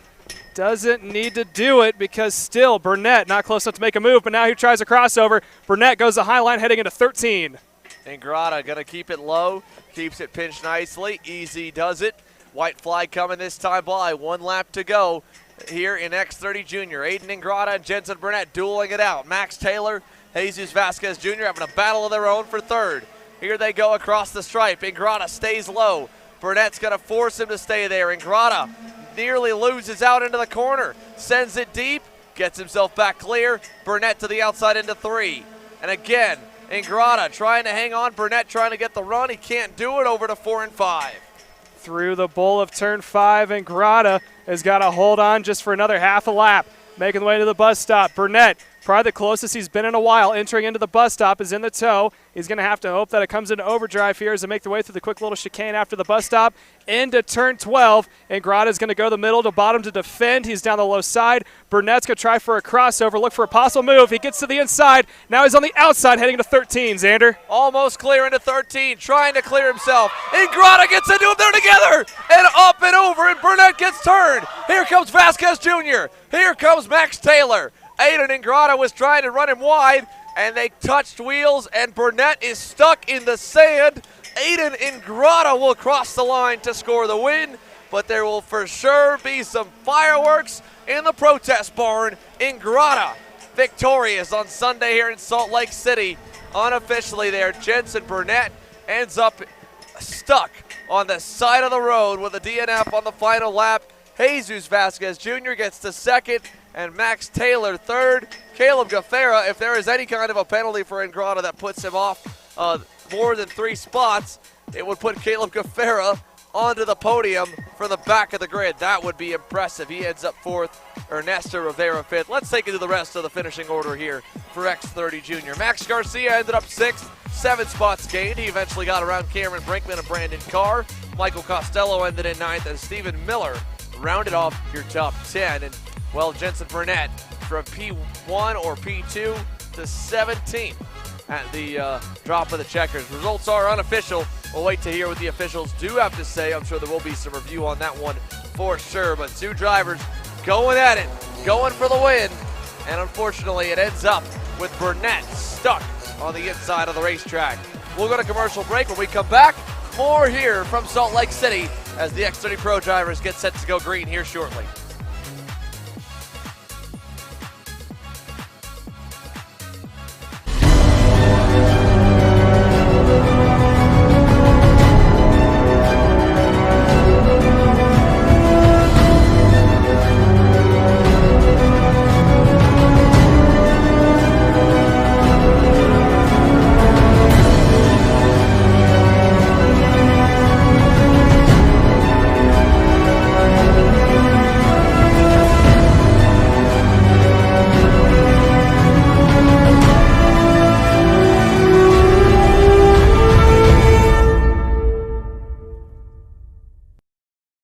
I'm Billy Vincent, owner of MPG Motorsports.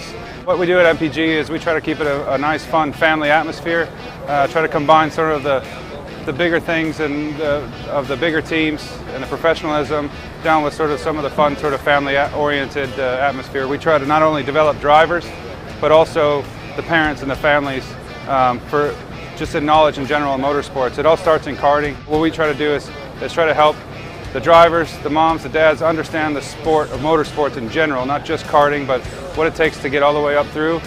Whether you end up wanting to be a driver or a mechanic or an engineer, you know, we can help you with that, and that's what we're here for. If you're interested in joining us at MPG, our home base is at Whiteland Raceway Park in Indianapolis, and you can contact us at info@willpowerkart.com, and one of our great people will reach out to you, and we'll try to put the best program together.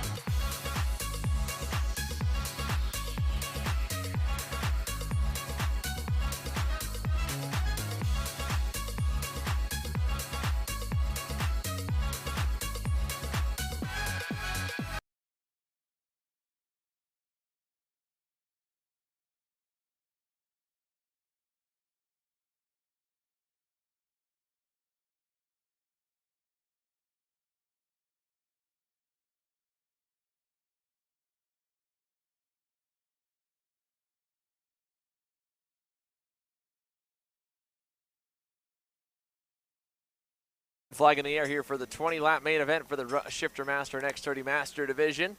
As the 3 drivers in Shifter Master and our lone and X30 Master underway. Stick with us if you're tuning in on the live stream. We'll be starting to interview some of our X30 Pro drivers as they make their way to the grid and maybe talk to some of our X30 Juniors for their thoughts on that main event to fill some time here during this one as they battle for the lead in Shifter Master there down across the line. Couple updates in the paddock area. Remember, podium ceremonies will be taking place as soon as we can get done with X30 Pro tech inspection. We're going to run through those as fast as we can for both days of action. And if you show up with an Aspen t-shirt on, you're going to have a chance to win a ticket and full paid entry to SKUSA Super Nationals 25. So don't forget to make your way over to the podiums and make sure you got your Aspen t-shirt on for that. A huge thanks to Aspen Fuels here for stepping up as this little battle continues to go on here for Shifter Masters. They're finally having some fun out there and getting after it, battling for the lead back and forth. Mike Gouge and Robert Feige as Feige takes over the position and leads them to the S's here. 18 laps to go next time by. The X30 Pro grid will continue to fill. We'll come back on the air and we get more of them here as we get set to go green for our headline, one of our 2 headline divisions coming up after this one.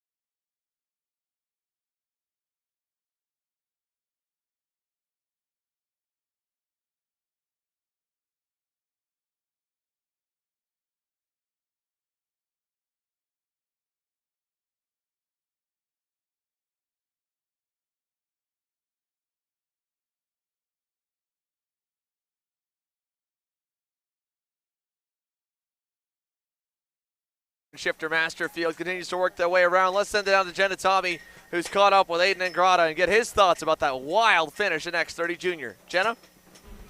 Aiden, that was a great race to watch. Walk us through the finish with Jensen. I mean, so going into the first hairpin at the end, I went blocked in the inside. He got the crossover on me. Out of the corner, we were side by side. Going into double left, he tried chopping me a little bit, and I was really hungry for the win, and none of us backed out, and then it caused. Well, that'll happen. What was the rest of the race like? I mean, just like the dust. It was super dusty out there. I couldn't see much most of the race, but just hitting my marks and came away with the win. Greenmeyer was talking about how it made the track really slippery. Did you feel that at all? Yeah, the track was super slippery out there after the dust and all that stuff. Well, great race. Who do you want to thank for the success today and this weekend? I want to thank my parents for letting me race, obviously, full season.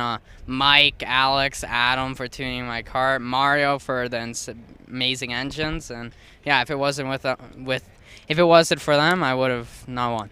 Awesome. Thank you. Congrats. Thank you. Back to you guys. Thank you, Jenna, here. We appreciate that, of course, as we go back to the on-track action and we crank it up for your Shifter Masters as they make their way down the front stretch with 12 laps to go, 8 laps complete. We'll continue to talk to some more drivers when we can. Here live from Utah Motorsports Campus, you're watching the SuperKarts USA Pro Tour. Coming up next, X30 Pro here in just a few moments.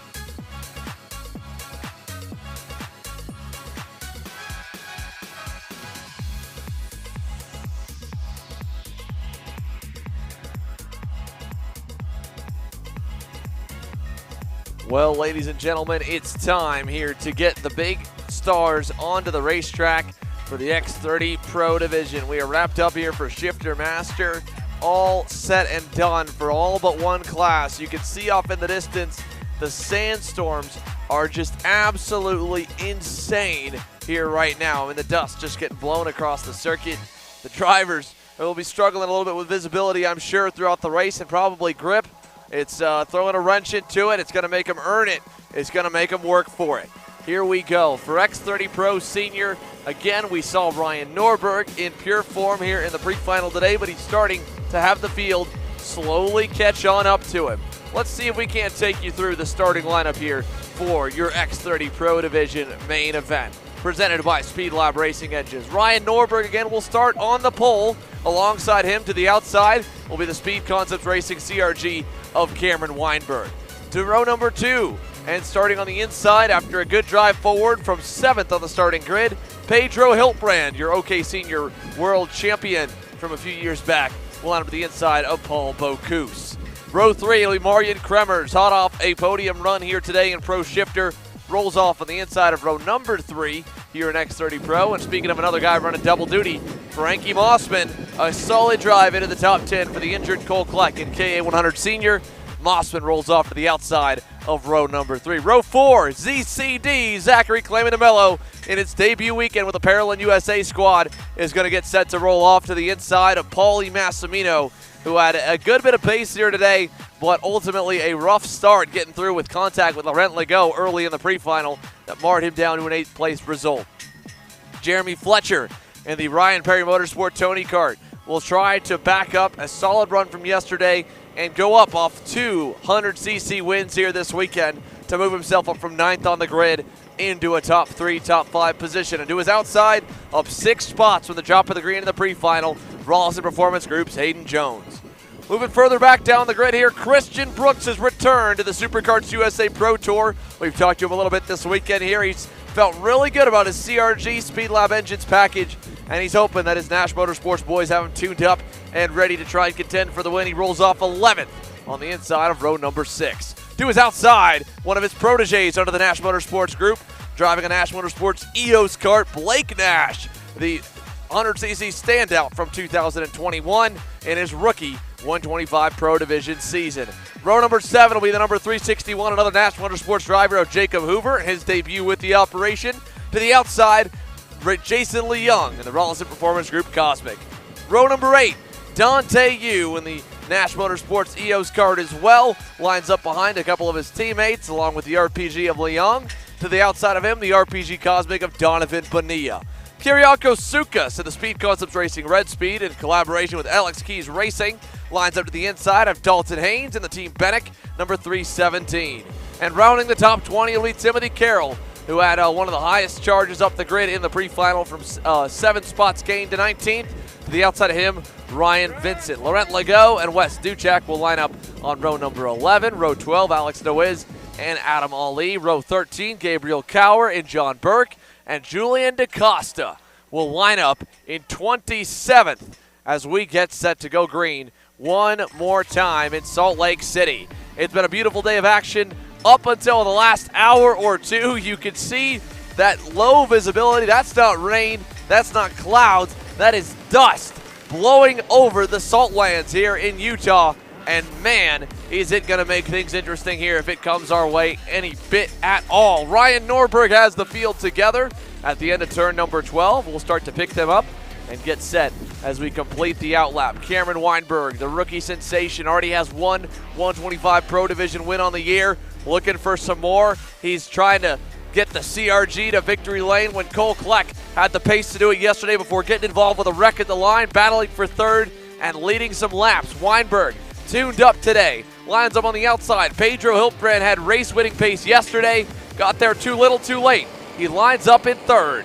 Here we go. The fences line for one more time, one more dance at Utah Motorsports Campus. The field together for X30 Pro, presented by Speed Lab Racing Engines. Down the front straightaway, looking for the green flag. We're on the power, and we've got it. We're green down to turn number 1. into the first corner. Weinberg going to get run up the racetrack a little bit by Norberg and by Hiltbrand. He'll slot into third, Hiltbrand into second. Paul Bocuse trying to hang on for fourth. He'll get clear, and Kremers is off the racetrack. Marian Kremers knocked a little bit wide. He'll lose a few spots there early on. And look at the dust. They've got to drive through that there, through on into the bus stop. Norberg, Hiltbrand, Weinberg, the top three. Bocuse in fourth. And we'll watch the rest of them as they work their way down the back straightaway for the first time into turn number 12. Pedro Hiltbrand, a world champion, on par with Ryan Norberg, and now with a big run out of turn number 12. When does he send it? Norberg knows how aggressive Hiltbrand is. Here he comes, gets into him, and the crowd goes wild here on the fence line. Norberg got a big hip check right there, and Pedro Hiltbrand to the lead here down the front straightaway for the first time today. I said in the pre-final, Pedro Hiltbrand would be the last guy that you would think would be hesitant when he's behind you, and he knows how quick Ryan Norberg was. He made quick work of him. A hip check, knocked him to the side. Norberg back on Bocuse. He'll take back the third spot. Here's Frankie Mossman. He gets through for fourth. Bocuse back to fifth. So now Cameron Weinberg on the bumper of Pedro Hiltbrand. He just saw how aggressive Hiltbrand got with Ryan Norberg, the world champ, trying to muscle his way to victory lane here today. One lap complete so far.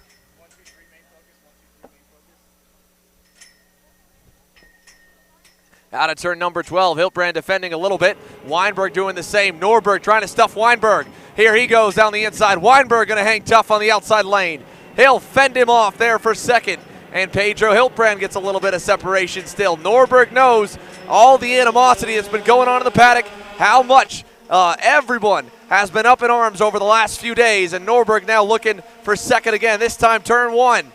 He'll go through. Weinberg lets him in and says, all right, you go fight with Hiltbrand here and see what you can do, and that's going to be exactly what will be happening here in the next few laps. We've got a show on our hands. Pedro Hiltbrand, the leader. 2 laps complete, 18 laps to go. One big line of go-karts up front. Ryan Norberg in second. Cameron Weinberg third. Frankie Mossman still in the mix there. He's gone by on Paul Bocuse and rides in the fourth spot. Bocuse in fifth as they head down the backstretch through the chicane. Norberg, big run, looking inside on Hiltbrand. He's going to go by, and Hiltbrand drops back in line to second on the bumper as they go to 13. And he's going to lay into him a little bit. So will Weinberg, and they're all going to stack up behind the 303. Look at that run to the S's. Norberg's got them all behind him. Hiltbrand trying to find a way by. 3 laps complete. Norberg the leader down the front straightaway. Ryan Norberg trying to get away. Pedro Hiltbrand here trying to get to him. Cameron Weinberg going to give him time to get there. Hiltbrand checks up a little bit through 1 and 2. Weinberg going to go by, and look at Bocuse. He goes as well. Frankie Mossman not going to be able to get there. So Hiltbrand's tried to help him, tried to send Norberg back down the field. Couldn't do too much. Cameron Weinberg with the next best pace, it looks like. 3 to 4 cars back. Made quick work of Hiltbrand. Let's see if he can get going to get up to Norberg. Paul Bocuse, though, with a better run through the chicane. He's going to go to the inside of Weinberg. That's not what we needed here. Hiltbrand going to force his way by as well, and Weinberg goes back into fourth, and Paul Bocuse now moves into second, becomes the next challenger to Ryan Norberg, and Norberg in the lead by about 5 car lengths.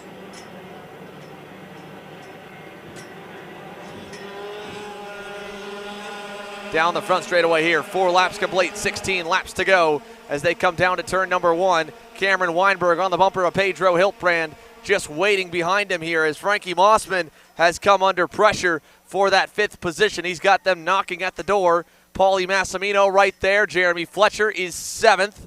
And they're all still really closely stacked early on in this 20-lap main show. Paul Bocuse trying to run down Ryan Norberg last time by. He was a good bit off the pace of Norberg. Norberg put 4/10 on him. He has gotten away quickly. And already, Pedro Hiltbrand running back up to Bocuse now, trying to get back to second. Norberg might be long gone already as they go towards turn number 13. Back behind them, Christian Brooks making some moves, middle of the pack there. He's able to get by on, I believe that might have been Massimino. Indeed, Christian Brooks up another position. Fletcher was going by Massimino. Brooks stuffed him and got through as well as they come onto the front stretch. Ryan Norberg's lead now at 1.2 seconds. And that time by, another 4/10 added to the margin over Paul Bocuse and company. Pedro Hiltbrand even a little bit quicker. Cameron Weinberg thought he might have had the pace.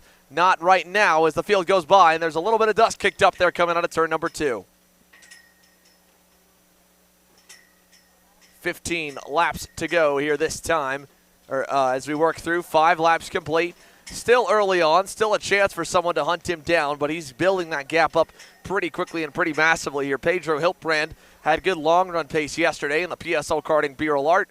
Might be able to do something to fight with him here. He's got the AM Engines package that's been working pretty solidly for him here this weekend. Is it good enough to fight with Norberg and the AVP and the Cosmic Combo? We will see as Paul Bocuse maintains second by about 3 car lengths back to 2 to Hiltbrand. Here they come onto the front straightaway. 14 laps to go, 6 complete. Norberg the leader this time, 1.7 seconds and dominating, pulling away.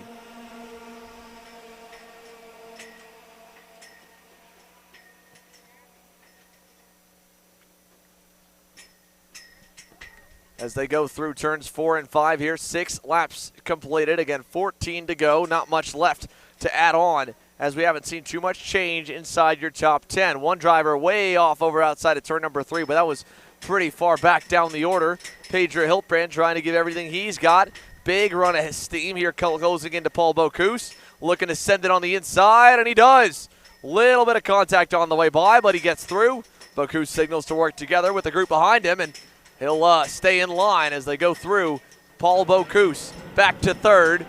Pedro Hiltbrand into second, and man, do we have a crazy battle back from the leaders as Marian Kremers is trying to work his way out of traffic midway through the pack there, way outside the top 10. Either way here, 13 laps to go, 7 laps complete. Your leading group, Pedro Hiltbrand in front in second. Norberg, his lead continues at 2.2 seconds. Hiltbrand with the pass was 4/10 slower. Might be able to get closer to pace here this time. We will see if he can get some help as Cameron Weinberg continues to try and close up as well. Frankie Mossman still riding there in that 5th position. Look at this grouping coming through. That was the group, I think, a little bit further back. Or no, that was your lead group right there. There's Norberg out of frame. There's Hiltbrand with Paul Bocuse pushing him to try and hunt down his teammate.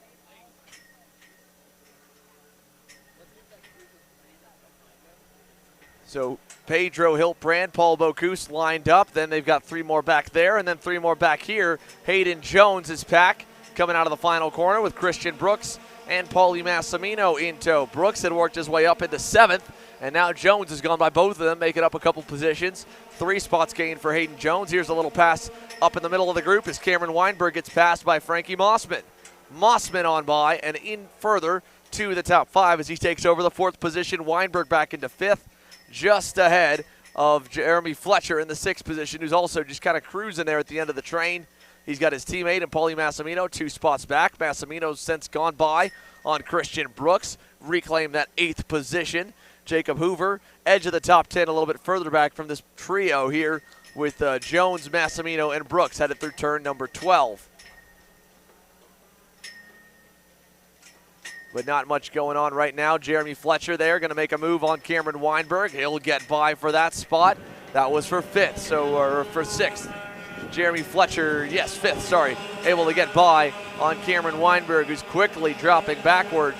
Was at one point as high as 2nd and looked like he might have had pace to challenge Norberg. Instead, he has faded all the way down now to the 6th position and looking to maybe be even a little bit further as he's got more coming.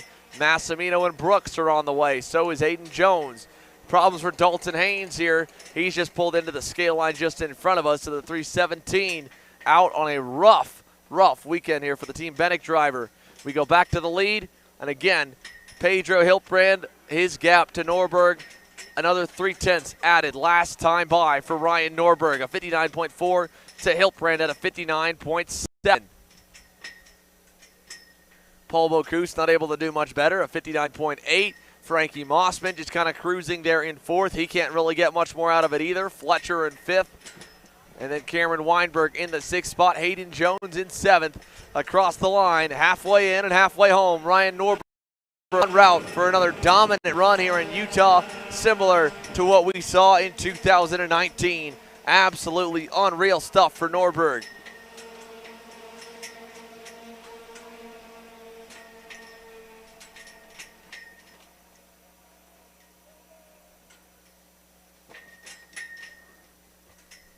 With 10 laps in, 10 laps to go here, and Norberg walking away, and the rest of the pack just trying what they can here to separate themselves as well. We haven't seen a ton of action. It was a chaotic start there as Pedro Hiltbrand tried to throw an elbow at Norberg, send him down the pack, but from there, no one else really gave him too much grief. He easily made a quick work of Bocuse, the same with Weinberg, got by Hiltbrand, and Hiltbrand didn't really have the pace to get back to him too well. So Pedro Hiltbrand, Paul Bocuse, second and third, and I'm sure it's got to be disheartening to know that's all you're really going to be able to get at this point as they watch the 303 continue to drive into the distance here in X30 Pro. 3.3 seconds, another 0.4 added to the margin.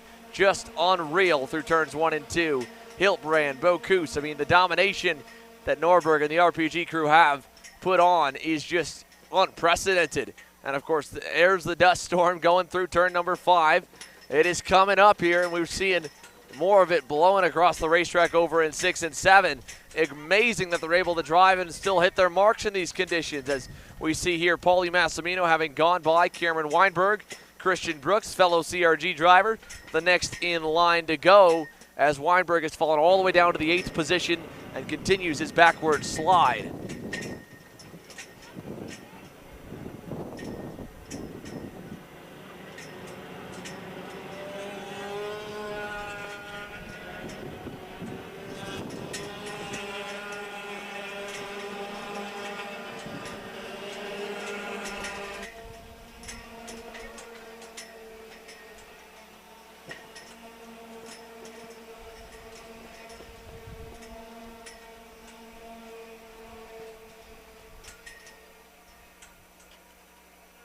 Seven laps to go this time by here as they work their way through the bus stop chicane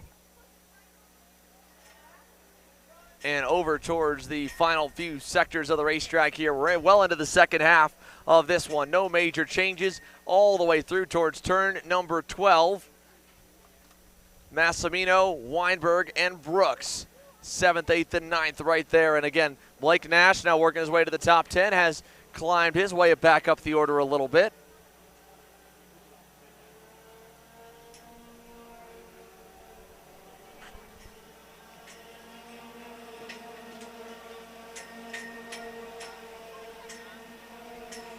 Down the start-finish line straight away here, Pedro Hiltbrand and Paul Bocuse still stuck together. We'll see if Bocuse can make one final charge at him to get one spot higher on the podium, or if Hiltbrand for the second day in a row will be P2 and a bridesmaid to Ryan Norberg. Bocuse, a good run altogether this weekend here. He's really starting to turn some heads, I think, with the results he's put up over the last 2 days. He's been consistently quick. He's been the highest of the rookies outside of Cole Kleck, who's just had a breakout superstar level weekend here.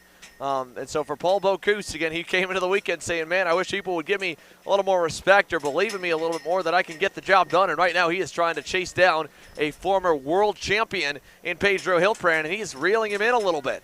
Down to a half a cart length away with 6 laps to go this time by. The thing is, Pedro Hiltbrand has shown he is going to be one of the raciest guys you will get around. He will not make it easy to get by you, and he will stuff it from as far back as he thinks it's possible to even touch your side pod. So if you're going to get by him here for a position that really matters, you better hope that you can get away. Even if you don't even touch him, you better go. So Bocuse with 6 to go. He needs to get by Hiltbrand, and he needs to hit the afterburners and get gone. Through turns 4 and 5 and through the bowl, Pedro Hiltbrand, Paul Bocuse, the battle for second, currently about 4 seconds back from Ryan Norberg.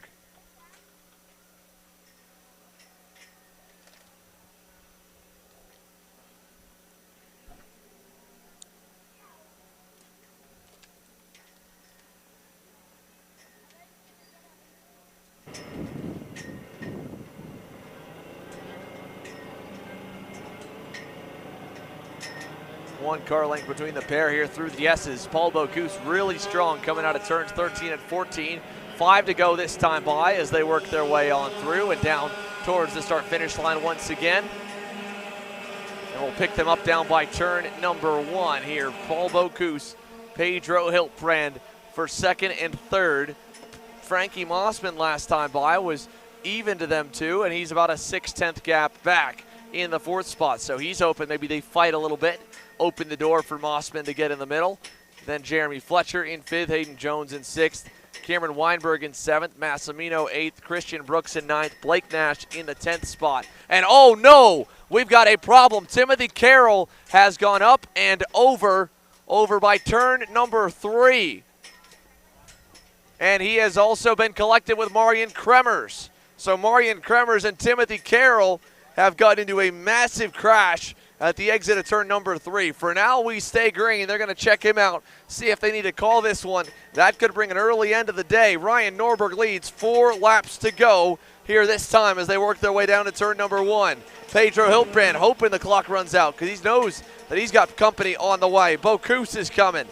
Frankie Mossman still lurking there behind them, was not a bit quicker that time, and Hiltbrand must have been able to find a little bit deeper because he did dig deep and go a little bit quicker last time by than where he'd been pace-wise prior to that. Pulled about a 10th back on Bocuse and opened it up. Here's Mossman behind them there. Weinberg as well, all relatively close as they work their way through the bus stop towards the chicane. 3.5 laps to go. Norberg's lead continues at 5 seconds.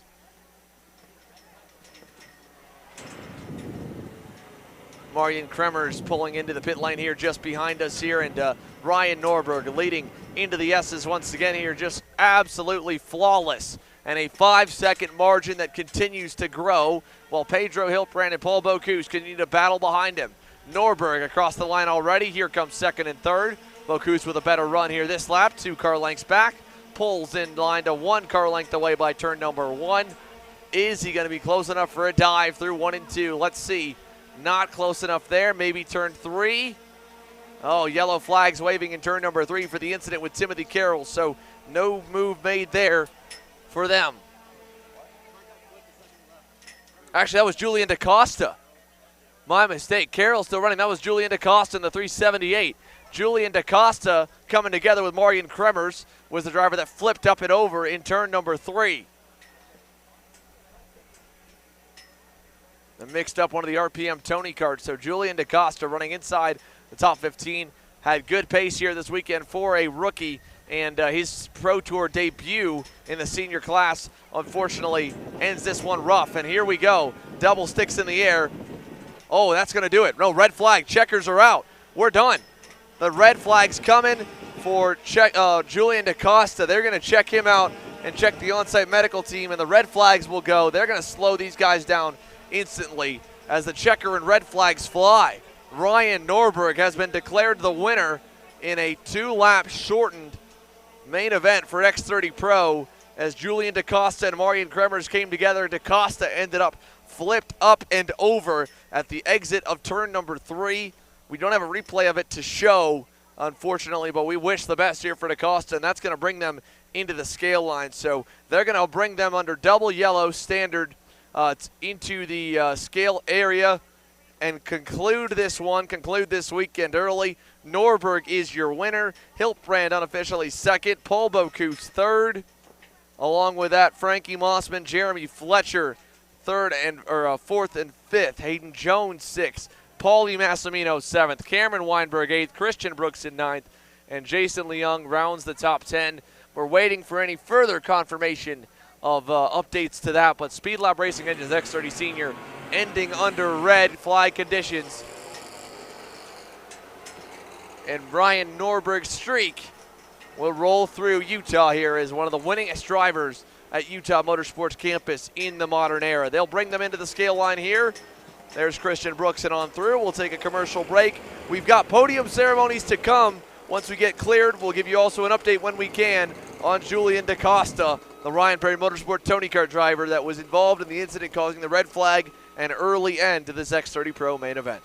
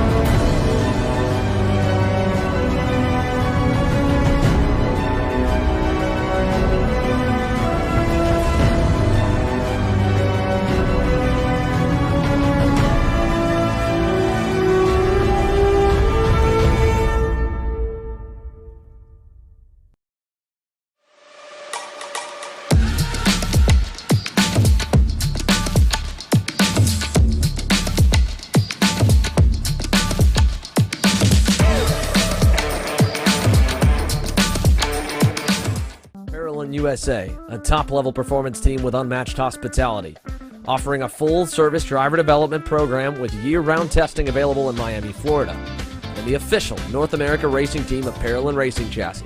Chassis and parts available at ParolinUSA.com.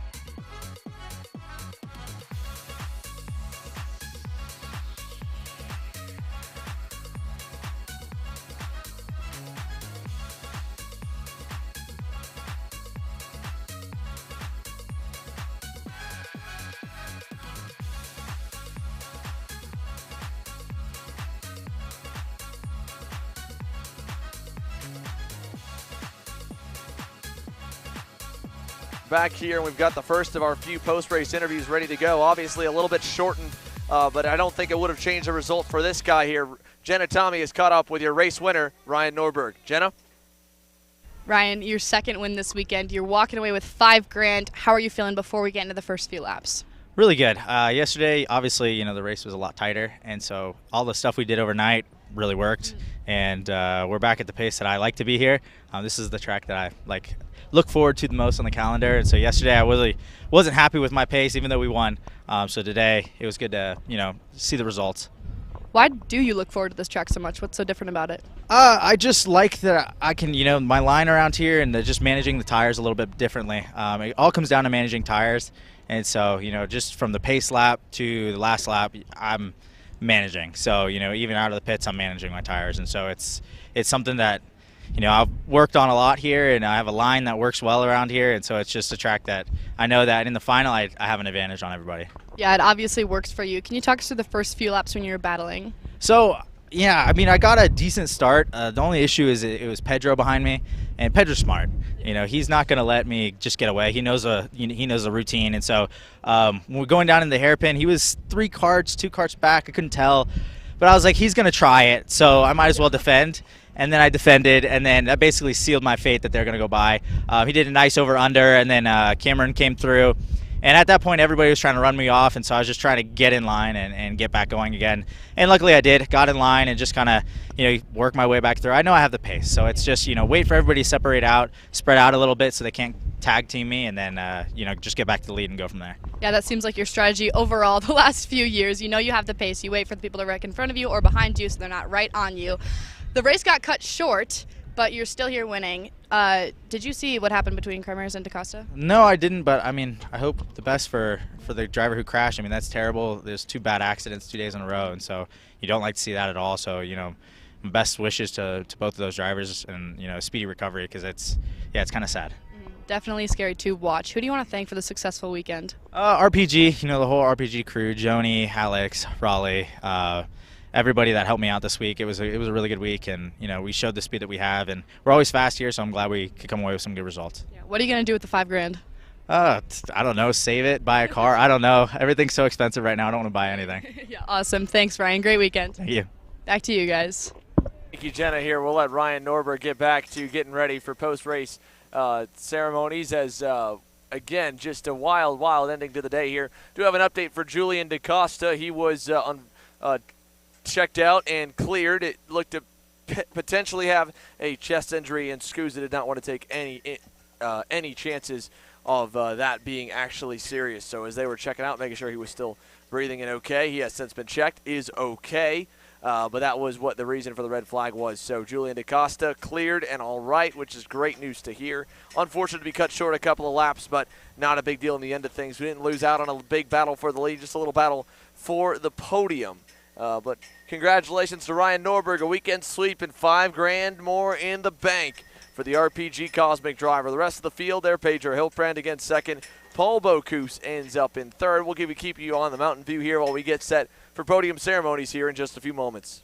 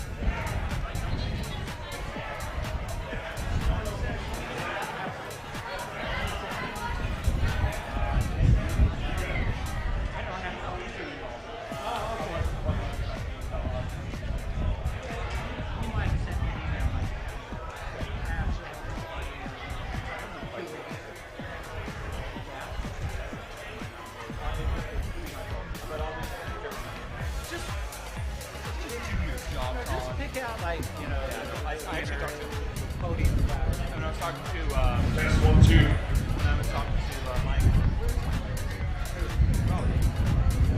When I was talking to him, I said, hey, which drivers do you want? He's like, send me again. Yeah, there's too many.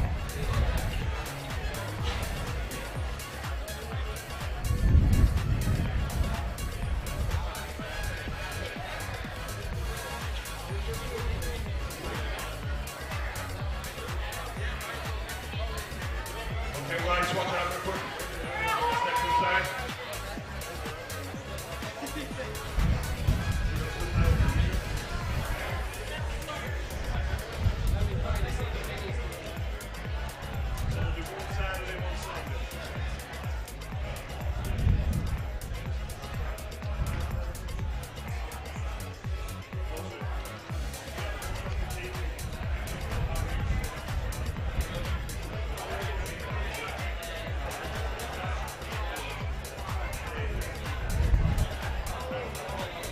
All right, folks, if I can get everybody to just to get mellow out a little bit. Guys, come on in. It's a little less windy or whatever in here. All right, we're going to get the Saturdays going right away, and then we'll jump. I know you good. We're going to do Saturdays real quick, and then we're going to go run into Sundays to get everybody out of here. Apologize for this great weather. Sanders going to do the presentation together with his team. All right. All right, thanks, Tom. All right, we'll go through what you need. You know that everybody has flights to catch. So first up for the micro swim in the order that they ran. So we'll begin with the micro swim class presented by Team Bennett. Third place on Saturday, Troy Ferguson. Second place in Team Bennett micro swim, Roy Spanka. And your winner in Team Bennett micro swim on Saturday, Rocco Simone.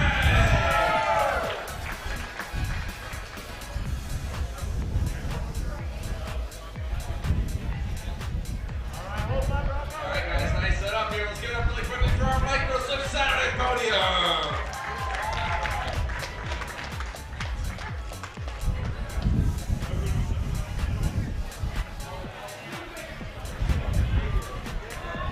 All right, next up, Blue Nash Motorsports KA100 Junior from Saturday. Third place on Saturday in KA Junior, Jesus Vasquez Jr. Second place in Saturday's KA100 Junior main event, Cooper Shipman. And your winner on Saturday in KA100 Junior, Charlie Smith.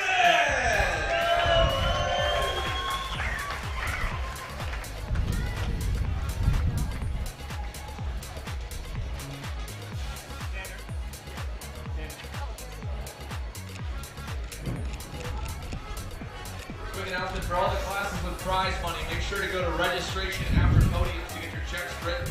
We'll do that out of the wind area. So we'll go to the building for all classes with prize money this weekend. Next up, Ryan Perry Motorsport KA100 Senior.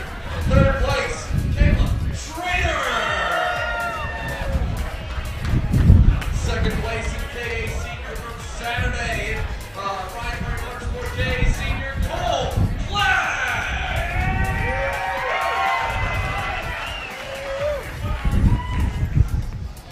And your winner on Saturday in KA Senior, Jeremy Fletcher.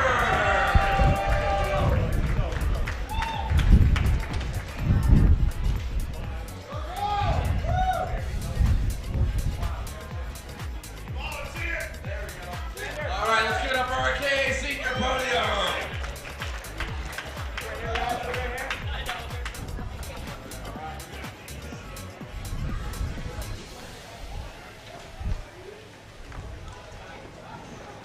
All right, move over to Parallel USA Mini Swift. Third place in Mini Swift on Saturday, Gage Bailey. Second place in Parallel USA Mini Swift, Lucas Palacio. And your winner on Saturday in Parallel USA Mini Swift, Jack Olive.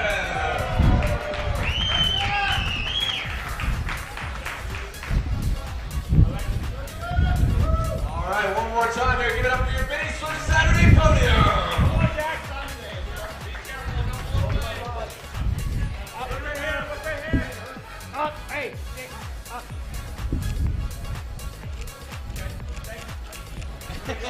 All right, we'll move on from mini splits here to our PSO karting pro shifter class from Saturday.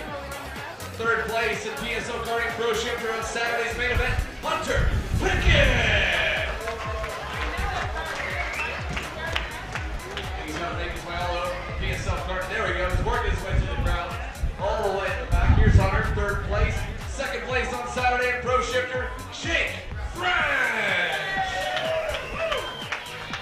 And in the first win for the Truck Magic brand in Pro Tour history, your Saturday Pro Shifter winner, Kyle Webb!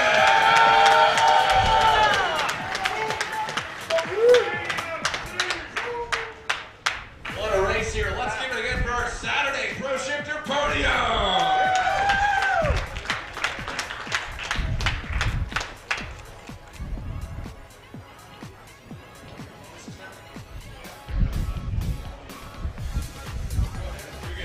All right, so if we're getting pro shifter or many money paying classes, remember for your daily checks will go into the building as well to get all that money sorted. X30 Junior presented by Rollison Performance Group. Third place on Saturday, Caleb Gaffera.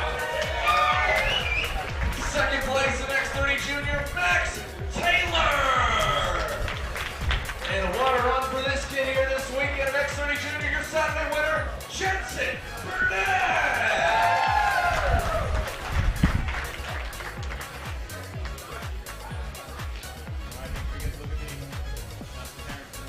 All right, guys, congratulations. Let's give it up again here. Guys, raise those trophies up above your heads. Give it up one more time for X30 Junior podium.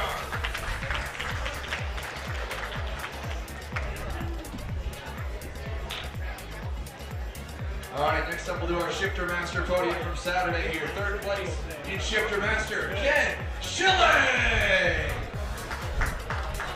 Second place in Shifter Master, presented by Hardy Motorsports Group, Robert Beach. All right, we have our winner here, Mike Gaucho, please here, Ken. There we go, our winner in Master Shifter, Mike Go!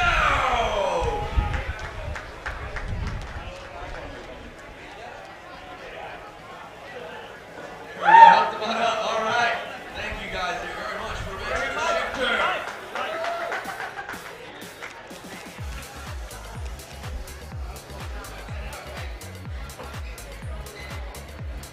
All right, last up here will be Speed Lap Racing Engines X30 Senior. Then we'll go into our Sunday podiums.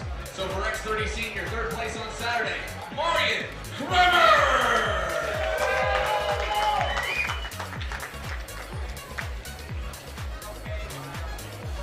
All right, second place on Saturday at X30 Senior, Pedro Hilbrand.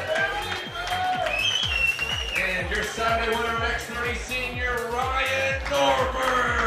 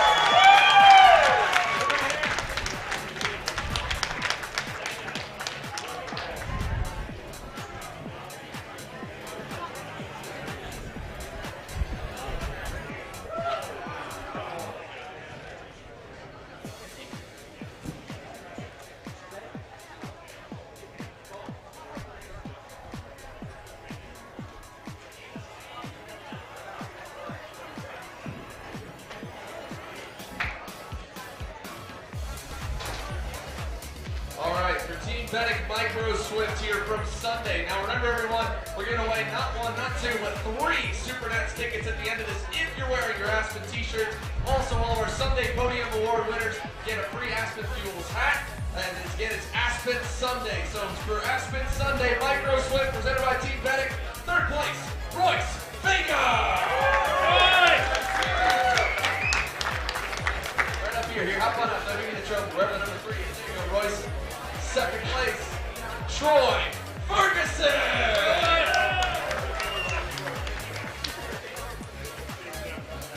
And your winner in Team Medic Micro Swift for Aspen Sunday, a sweep of the weekend for Rocco Simone!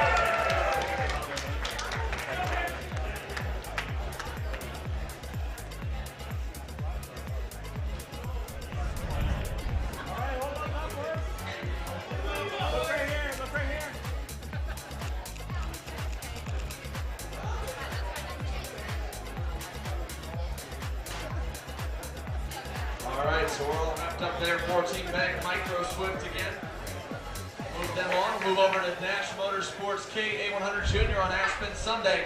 Third place in KA Junior from Sunday's main event, Stephen Miller. It's a West Coast hot streak for the top two. Second place in KA Junior, Charlie Smith. And your Sunday Nash Motorsports KA100 Junior winner, Jesus Vasquez Jr.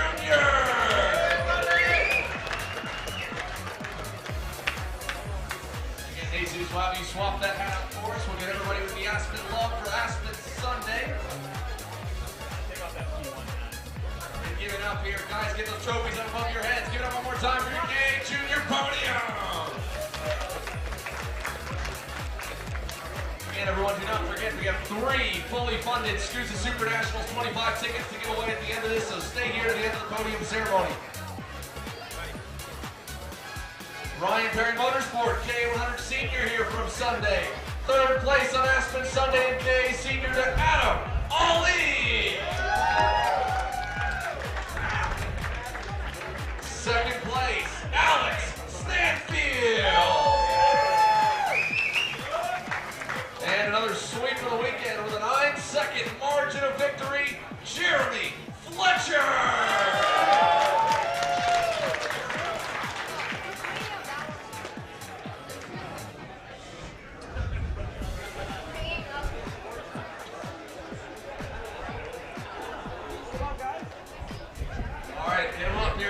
Give it up here for our KA Senior Podium. Oh wait, hold on.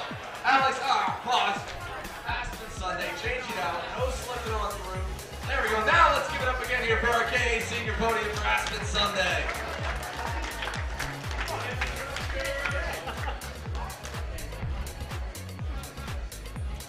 All right, move over to Parallel USA Mini Swift here for Aspen Sunday. Third place today on Sunday, Kai Johnson. Second place in Mini Swift on Sunday, Lucas Palacio. And along with double hardware this weekend for Lucas, it's a double win on the weekend for Jack Island.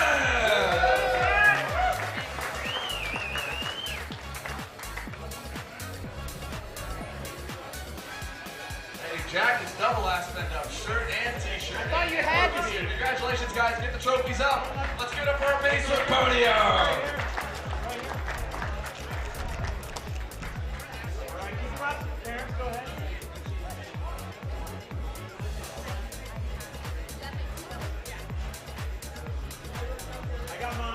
Alright, I think we're good. You guys are all good to head on down. The PSL Karting Pro Shifter.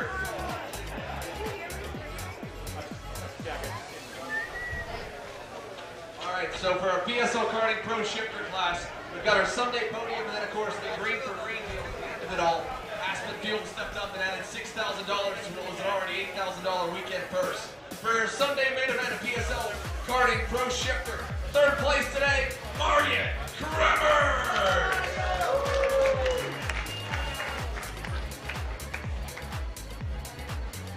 Second place here in Sunday's main event to Kyle Wick.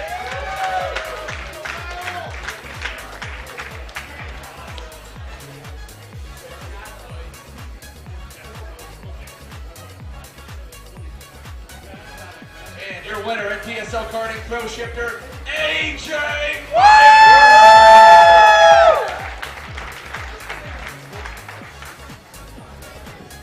And what a double setup here of Pro Shifter mains for Aspen Sunday, boys. Trophies up above your heads. Give it up for your Pro Shifter podium.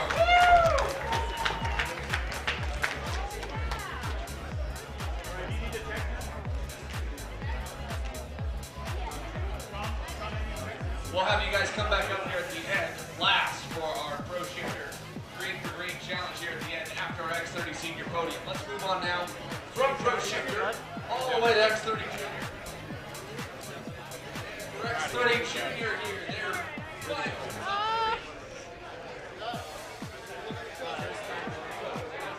X30 Junior, third place on Sunday, Max Taylor! Second place in RPG X30 Junior, Jesus Vasquez Jr. And your winner on Sunday, drove through, earned it, ate it, in Garada. Yeah, nice job, baby.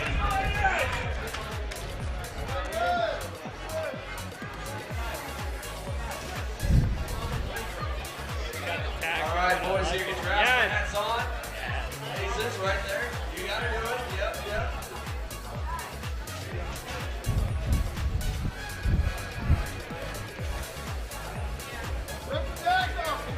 No, leave them on. All right, there you go, boys. Give it up here. Our X30 Junior Sunday Aspen Podium.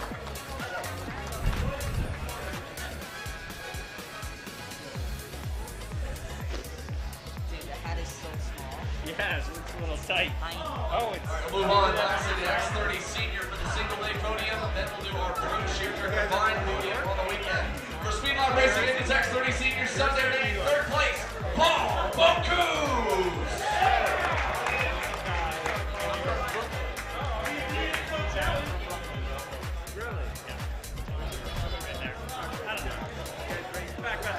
Second place in Speed Line Racing, it is X30 Senior Pedro Hilbrand. And your winner in X30 Senior doubled up on the weekend, Ryan Norbert.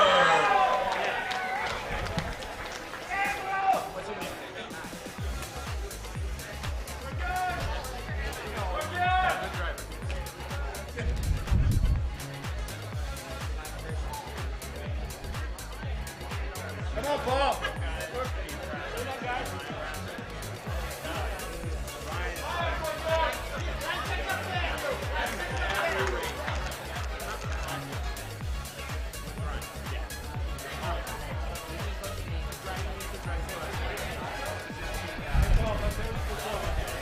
For Master Shifter here Right now, at the end. Wait till So for Master Shifter here, our similar podium Saturday to Sunday. Third place in Master Shifter, Dan Schilling. And again, Robert B, P2, and Mike Gouch, P1. We'll get you guys up onto the podium here one more time.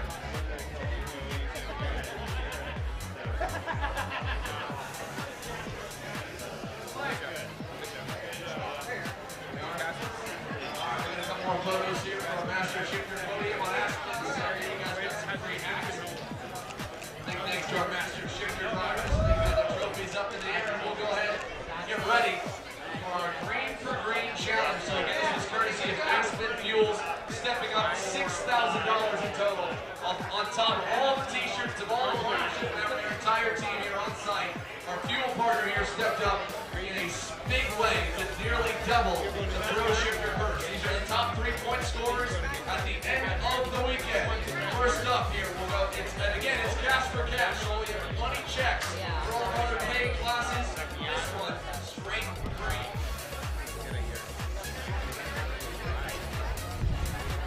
This is Mott's here, representing Aspen Sport Fuels USA, helping to present cash. The checks here are figured in for our picture, but it is a straight up $6,000 cash. We're giving away. Third place overall on the weekend in the Aspen Green for Green Challenge, $1,000 to Jake French.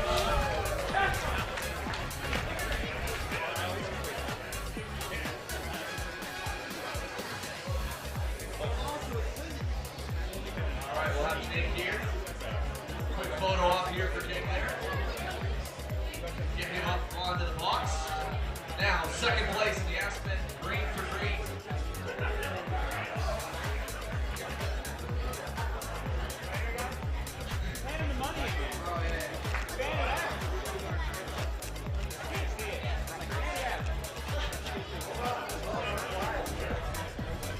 All right, we'll go on here. $2,000. Second on the weekend in the Aspen Green for Green Challenge. Hold on, Jake. Jake, we're doing a full podium. Stay up. Where's that extra picture? Second place on the podium for the weekend, $2,000 to Marion Kremer.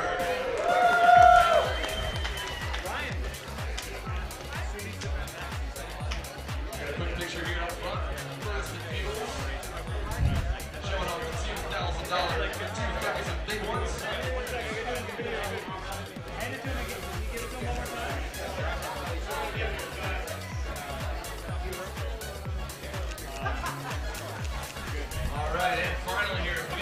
set for our $3,000 Aspen Green for Green Challenge overall winner by 12 points, Kyle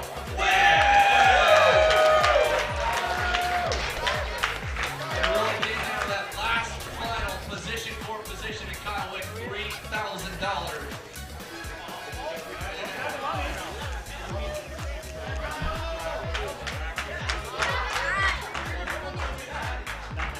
Hold up the big check. All about the big checks here. Let's give it up $6,000 and big thanks to Aspen Fuels and Aspen Sunday.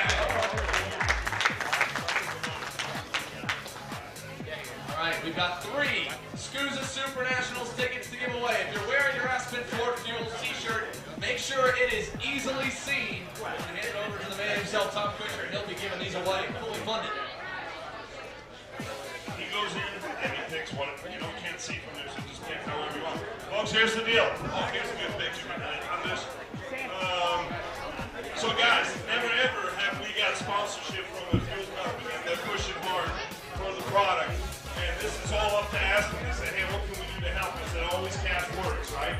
So I want to do my share too, and I want to make sure that for you guys supporting me, I want to give away 3 total entries to the Supernats, okay? It includes everything, your tires, your entry, and all that stuff, not the fuel that's separate. We don't know what it is at the time or how we pump it. But you gotta have your shirt on. All right, we're ready? Let's hear some noise. Come on, guys. This is almost $2,000 a piece. And you got the first entry before everybody. I didn't even have the shirt on that. All right, KA100 Junior. Where's X30? Brayden Dominique. Are you here? 1, 2, 3. Make sure you guys text him. He lost out. Ray says. Give me another one. We go 1, 2, 3, so you can't run. Hello? Wow. I love it. Oh, yeah. That is some excitement. My name's Jeremy. All right. Are there any K100 seniors here? Yep. Yeah. Last name is Small. First name is Lydia. 1, 2, 3. Man, it really feels good. I tell you what I really want. In fact, what we're going to do, look at all these kids right here, from mini to micro, right? Supporting. We're going to do just an extra, okay, for the mini and micros, because you guys are the biggest supporters and followers here. Right? Get this shit going. Oh, Jesus. Okay. Do this okay. 100 Junior. Okay, guys, remember, when you fill these in, it takes a little more than 10 seconds to do it, because when I can't read your name, I don't know who you are. I'm going to go with Diego. Who wrote? Oh. 1, 2, 3. All right, let's get it.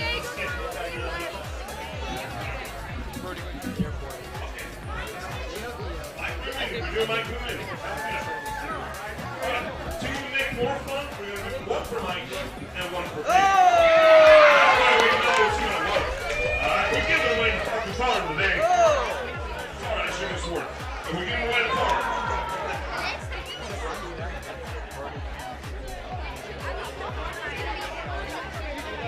Look at this shit, guys. We got a micro right here. Oh, I can't read the name. Okay, last name is Porter. First name is Jackson. 1, 2, 3. Oh, boy. Can you believe that, guys? Man, this is getting crazy. Okay, KA Senior. Last name is Tidwell. No one Tidwell. Are you here? 1, 2, 3.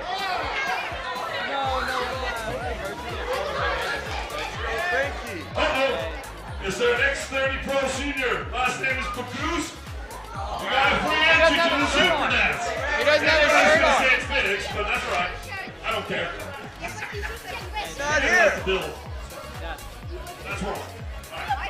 Wait, he doesn't have it. Oh, he doesn't have it. But they gave it to him. Holy shit, we're going to be here for a while. Oh! Finish it! Christian Johnson, are you here? All right.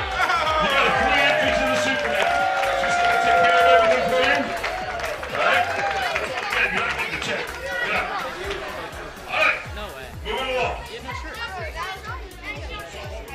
gave it away 3. This one's my 3rd one. And then I'm going to do, like I promised, 1 minute. I've heard this all day. Fingers. And toe, 3 plus 2. Hey, the wind just changed around here, man. Mini. Last name Andrews, Cypress Andrews. Not here. 1, 2, 3.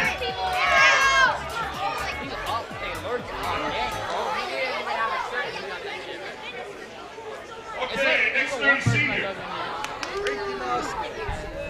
Weston Dushak, are you here? 1. Mr. Brown, how are you? I haven't seen you all weekend. Good weekend for you. Son of a bitch. You gotta slow him down a little bit. 9 seconds. The hat's good enough. Yeah, he's over there. Let's go find him right now.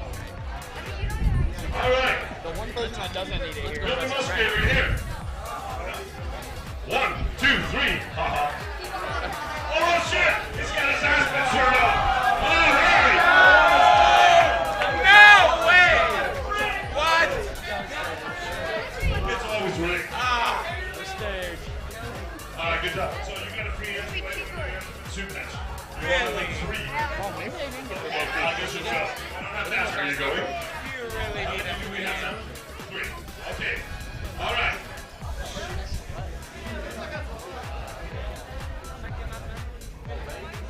Keep. This now is micro and mini. Okay, guys, you ready? This is strictly micro and mini. And if you can't go to the Supermans, you just need to tell me what to do. Right, you all guys want to go?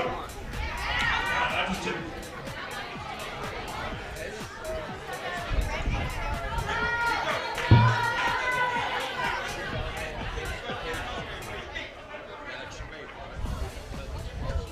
Okay, last name is Palacio. Palacio.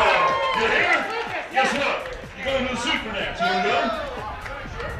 All right, let's do it. All right.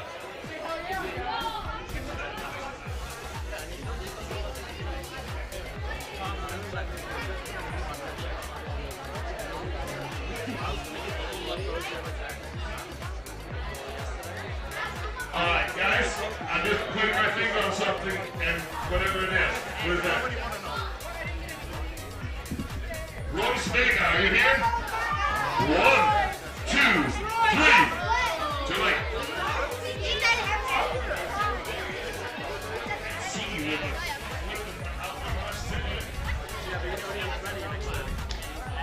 Last name is Ramirez. Nathan Ramirez, are you here? Nope. 1, 2, 3.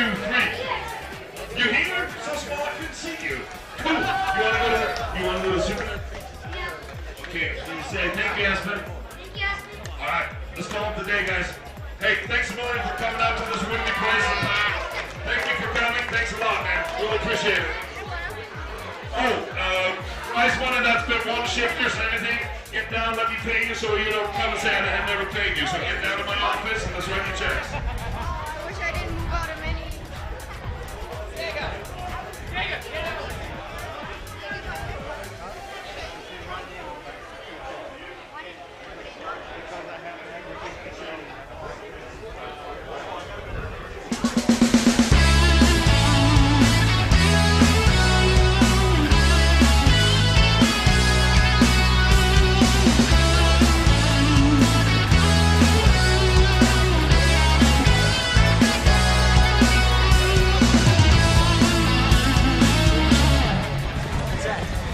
Want another one?